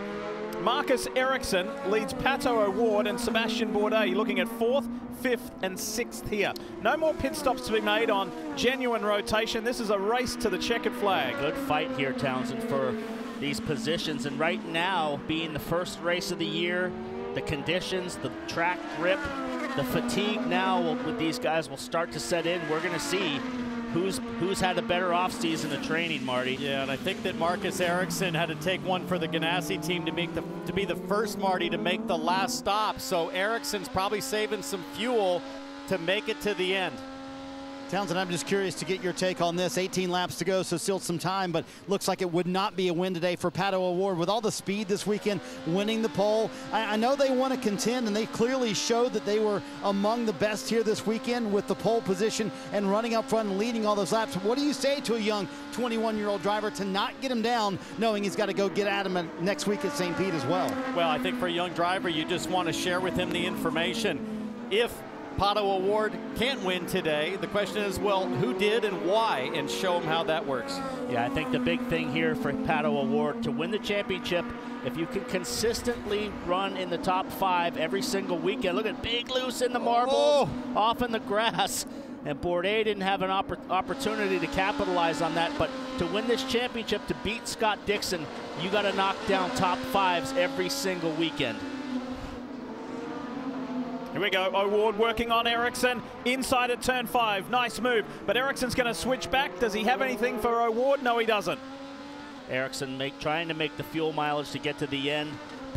Excellent job, push, going push. flat out, team telling him push, push, let's go.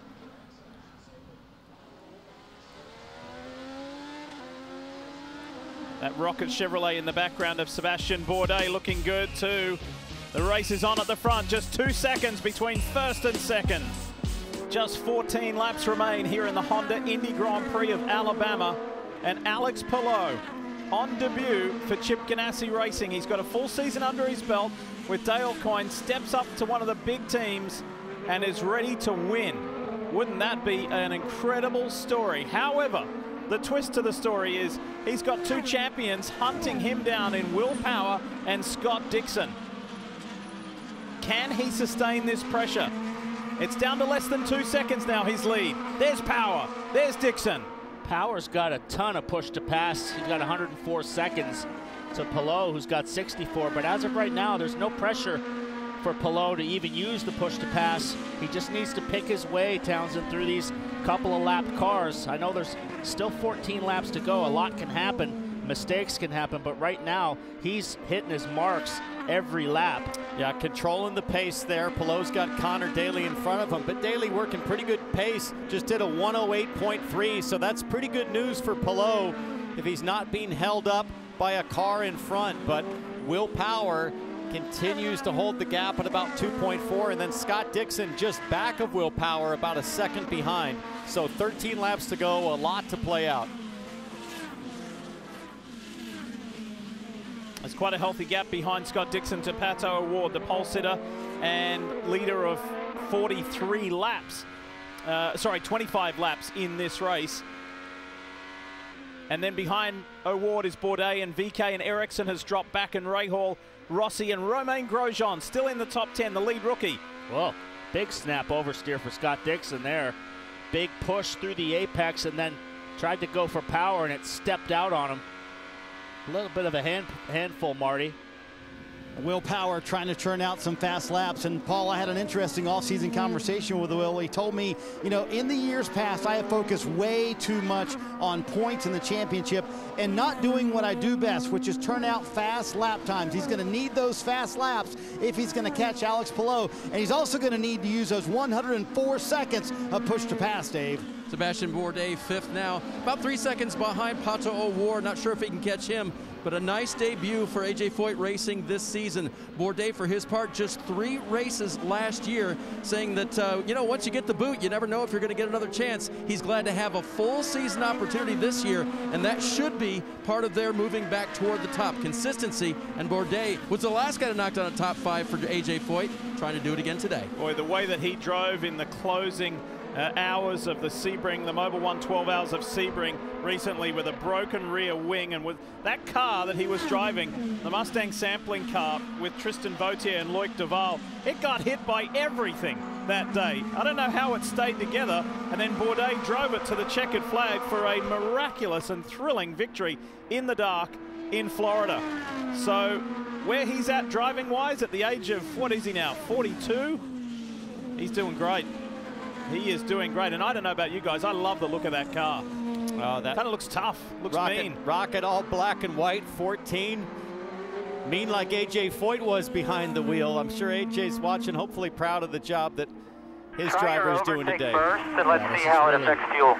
The first time they've had a championship level top driver in their car, AJ, for a long time, and he has delivered the goods. He finished off the season last year with this team and got a great finish in St. Pete and has transferred that over to this year to start off right now. If it finishes right now, he's in the top 5, so great points day. We made a lot about the rookies.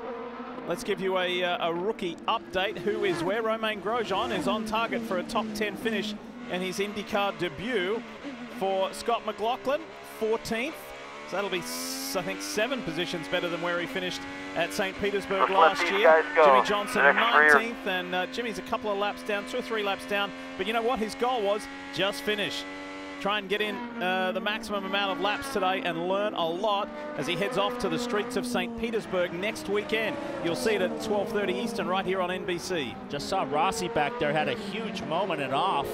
He's struggling to even catch these guys up here, and he'll be absolutely gutted by on the front straight with a 9th place finish, having started on the front row. So Rossi's race has really kind of fallen by the wayside.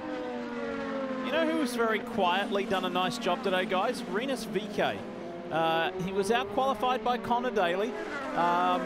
You know, wasn't the greatest. He wasn't all that pleased with his pace in qualifying, etc. But he has chipped away at it. The team at Ed Carpenter Racing has done a nice job strategically as Ericsson goes by on James Hinchcliffe. And VeeKay is in 6th at the moment.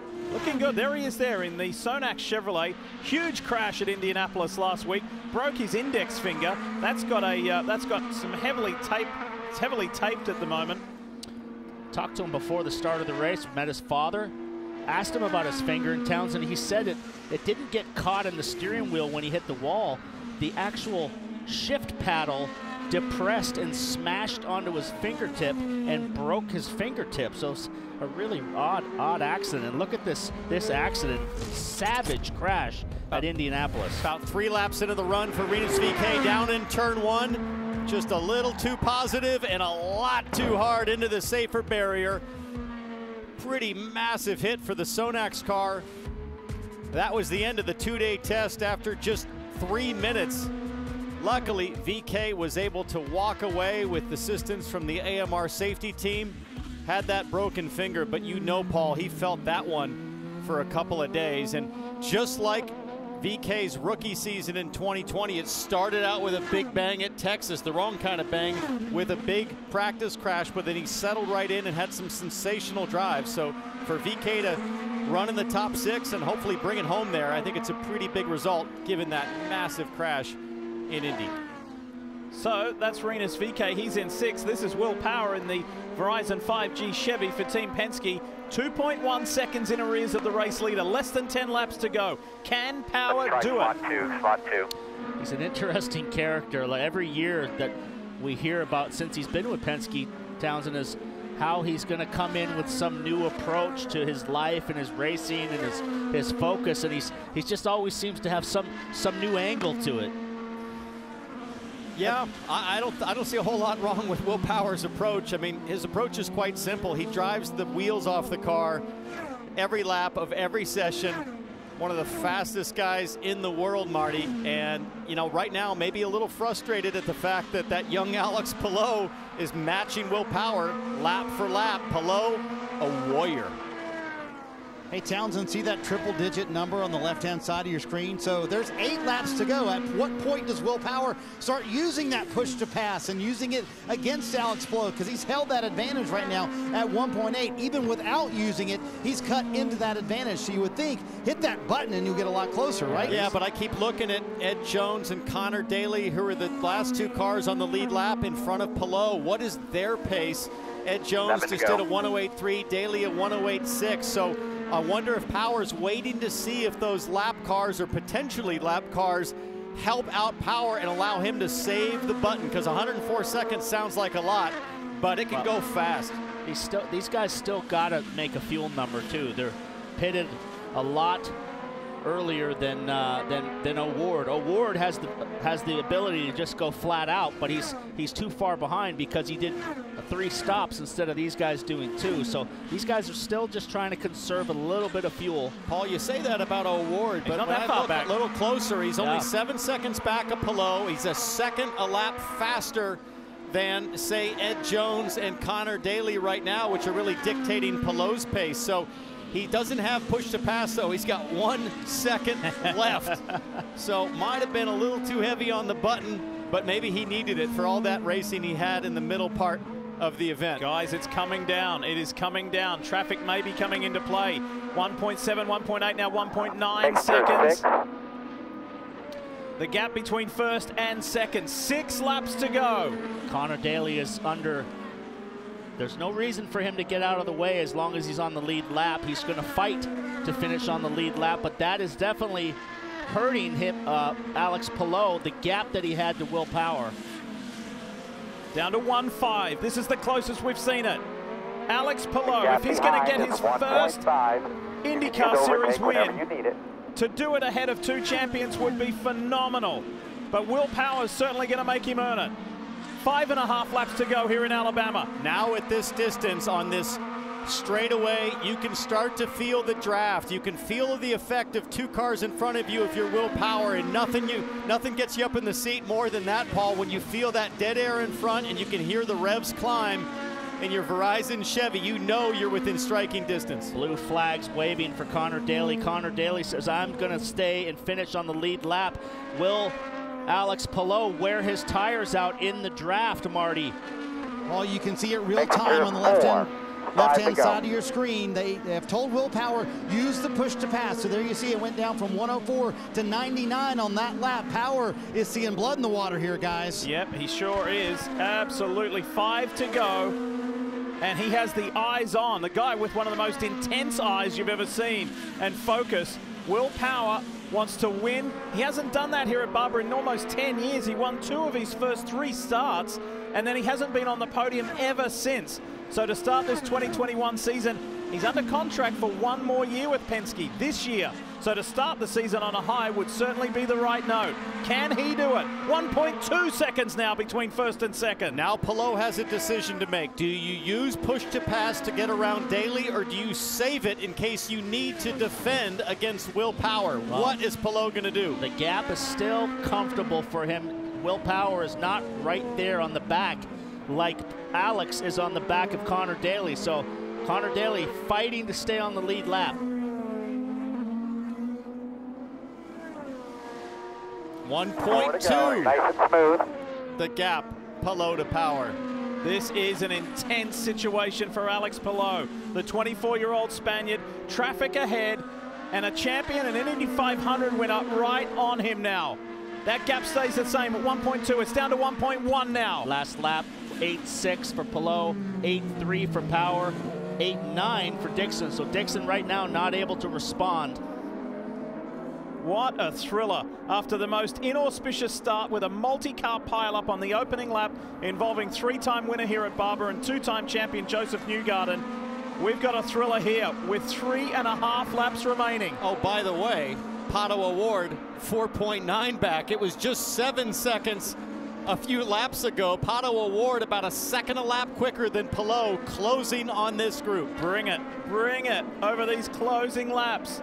Turn 14, 15, up here to 16, coming to complete another lap. More traffic now backing up. Ed Jones in the Sealmaster car now is backing up to Connor Daly. That's a position for Connor Daly as well. And they've told Connor that. They've also given him information about Palou behind him, but they haven't told him what to do. So they've given him the information as a driver as the car about to be lapped, but he's staying out front. 1 second even between first and second. Power has still got considerably more push to pass to get that extra boost. He needs to bridge that gap. Dixon's in view, and Pato O'Ward is only 3.7 seconds behind the race leader. Last lap for O'Ward, a 107.5, 108, 108.6 for Palou. He's clawing these guys down a second a lap. There's O'Ward now, the black and orange Aero McLaren SP car, We thought he was out of it, but he hasn't given up. He had the fuel to go full pace, full send, and now he's all over Scott Dixon. This is awesome. You're seeing the balance here of young and old, experience and relative inexperience in the NTT IndyCar Series. We couldn't ask for it to be better in this top 4. 2 laps to go. You need it. 2 to go. Pato O'Ward right there driving in anger. He'll be gutted not to win this race, having scored the pole and had such a fast car. He's been clearly, Townsend, the fastest car on the racetrack all day, but the strategy just wasn't right today. Just one bullet left in the push-to-pass chamber for Pato O'Ward. Everybody else you see there, 23 for Palou. Power looking in the catbird seat. He'll start using the button. 90 seconds is about a lap and a half around here, so if you're Will Power, if you've got the fuel, lay into it with the thumb and let's turn up the wick. Yeah, go for it. Don't leave it too late. Slot 1, use as much overtake as you want. There you go. There's the signal to go. Use all the push to pass all the way to the checkered flag.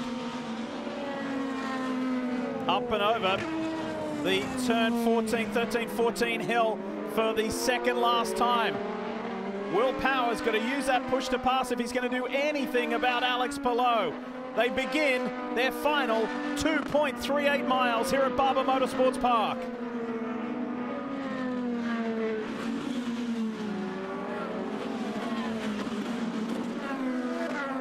And Alex Palou has done a mighty job to sustain this pressure while dealing with looking at traffic up ahead in the form of Connor Daly, the last car on the lead lap.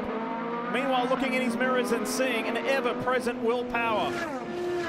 He's had to manage tires, he's had to manage strategy, he's had to match and meet the anticipation and the expectation of Chip Ganassi, signing him to this incredible ride in the 10 car. A flawless job so far. He's a few corners away from wrapping this up, but Connor Daly is going to have a complete another lap to attack Ed Jones. This guy, the 24-year-old Spaniard, who out of the car has such a lovely demeanor. He's such a pleasant young man behind the wheel. He is an animal. It's time for the motor racing world to say hello, Palou.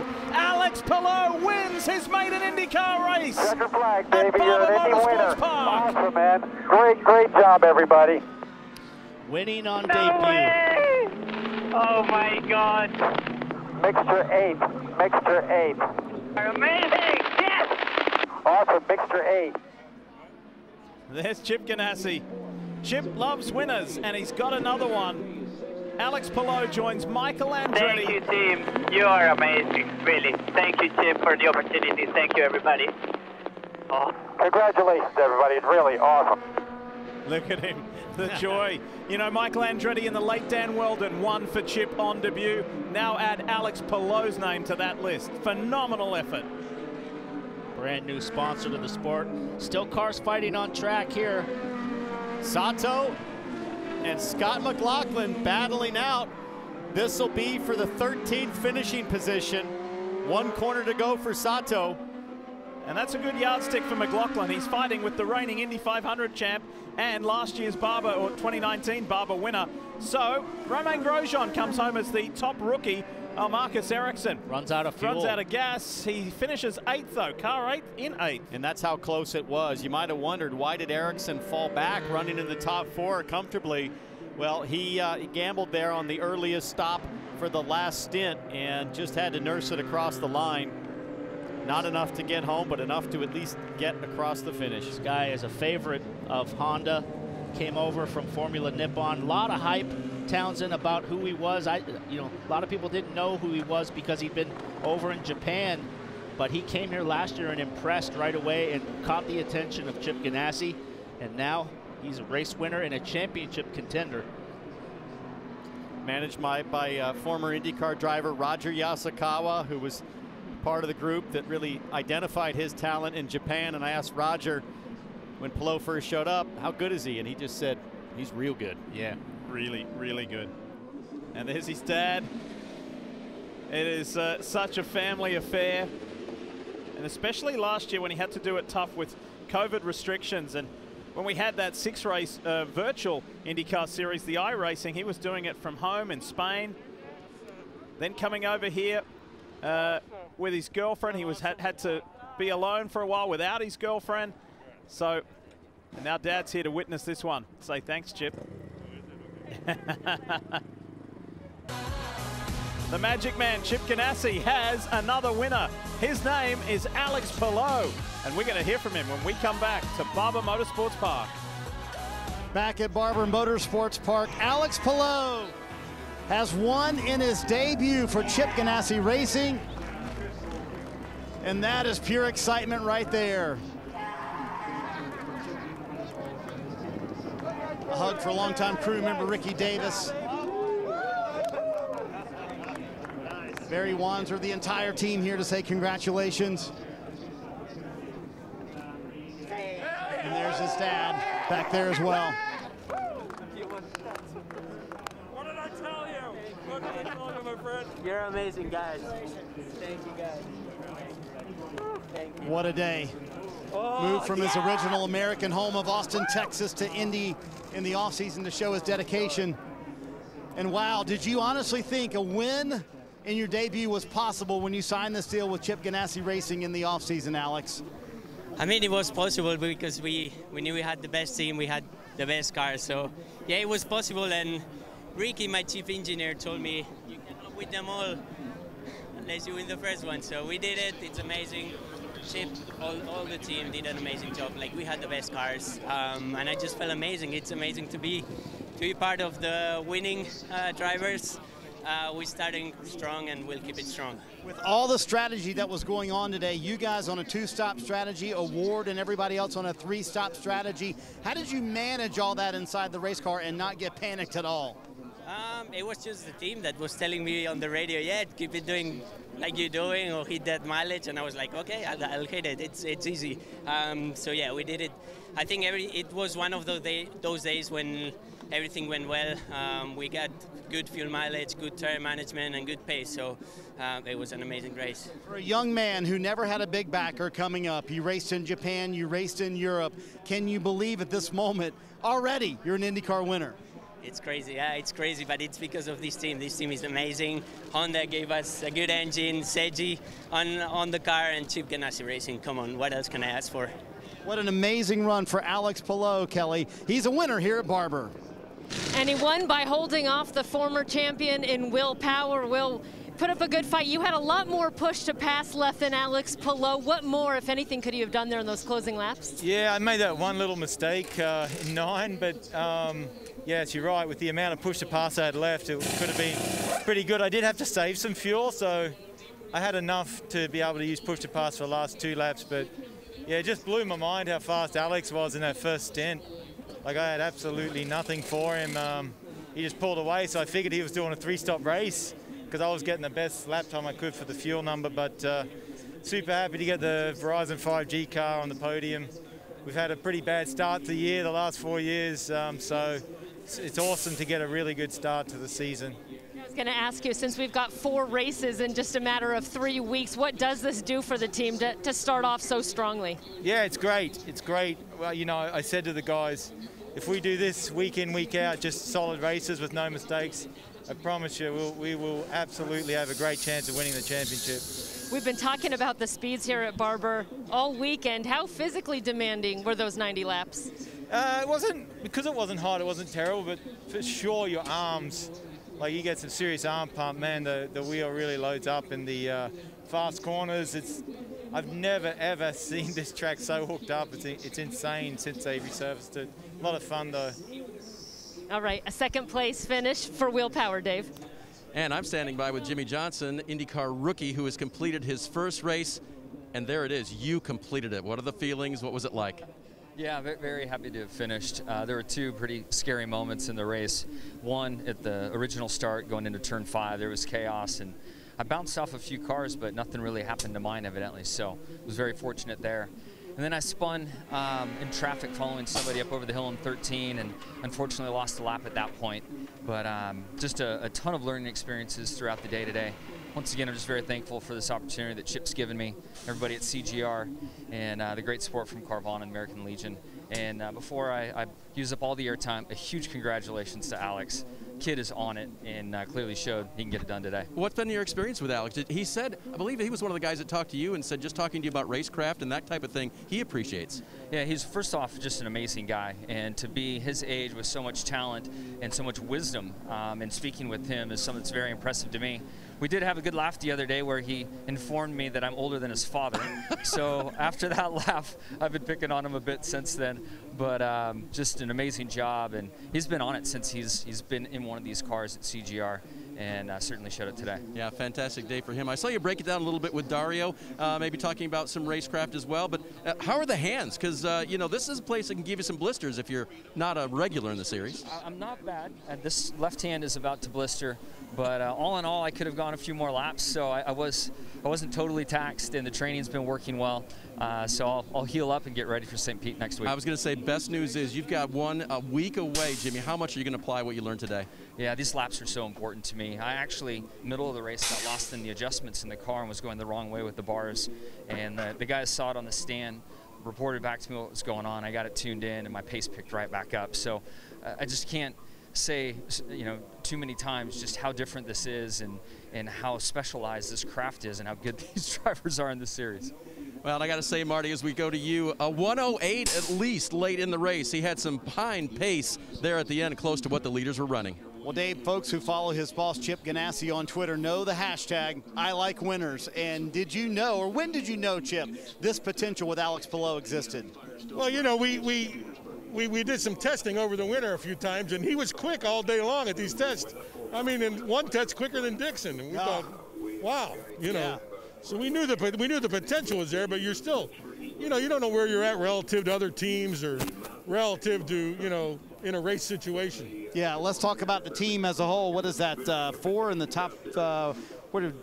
Ericsson finished 8. So 3 in the top 8. 3 in the top 8. That's nice, isn't it? Nice. Yes, very nice. Very nice. I mean, the guys worked hard in the off season, and like I said, you know, the other teams are trying to knock us off after you have Dixon, you know, win the championship last year. Yeah. And it's just a challenge to know where you're at till you get to the first race. How about your rookie driver? We just heard from him. Your assessment as the owner on day 1. What a great leader he is. I mean, what a great guy. It really makes me mad to know what I was up against in NASCAR all those years. Now you understand, now don't you? I understand why he won 7 championships. The guy's the hardest worker I know, and he never stops, and you know, he's having a great time, and you know, he got a hill to climb, but he's going to do it. Yeah, what a great day for Chip Ganassi and his race team. Go celebrate with your young driver, Chip Ganassi, celebrating a win here at Barber, Lee. And it is Chip's first win here at Barber. None of his drivers have ever been victorious at this circuit. And we mentioned a little earlier, that guy there, Alex Palou, the 24-year-old Spaniard, joins the late Dan Weldon and Michael Andretti as drivers, as championship-winning drivers who have been victorious on their first race for Chip Ganassi. A Honda victory over Chevrolet and Honda in third on a beautiful afternoon here in Alabama. Back in a moment for more. Paul, that was a frantic season ender last year. Are you expecting more of the same next weekend? Oh, absolutely. Jimmy Johnson's going to have his first test on the street course, slippery, no room for errors or mistakes, and it's going to be a super exciting championship. Great start to the year. All right, speaking of a solid start to the year, the champion, Scott Dixon, begins with a podium, Kelly.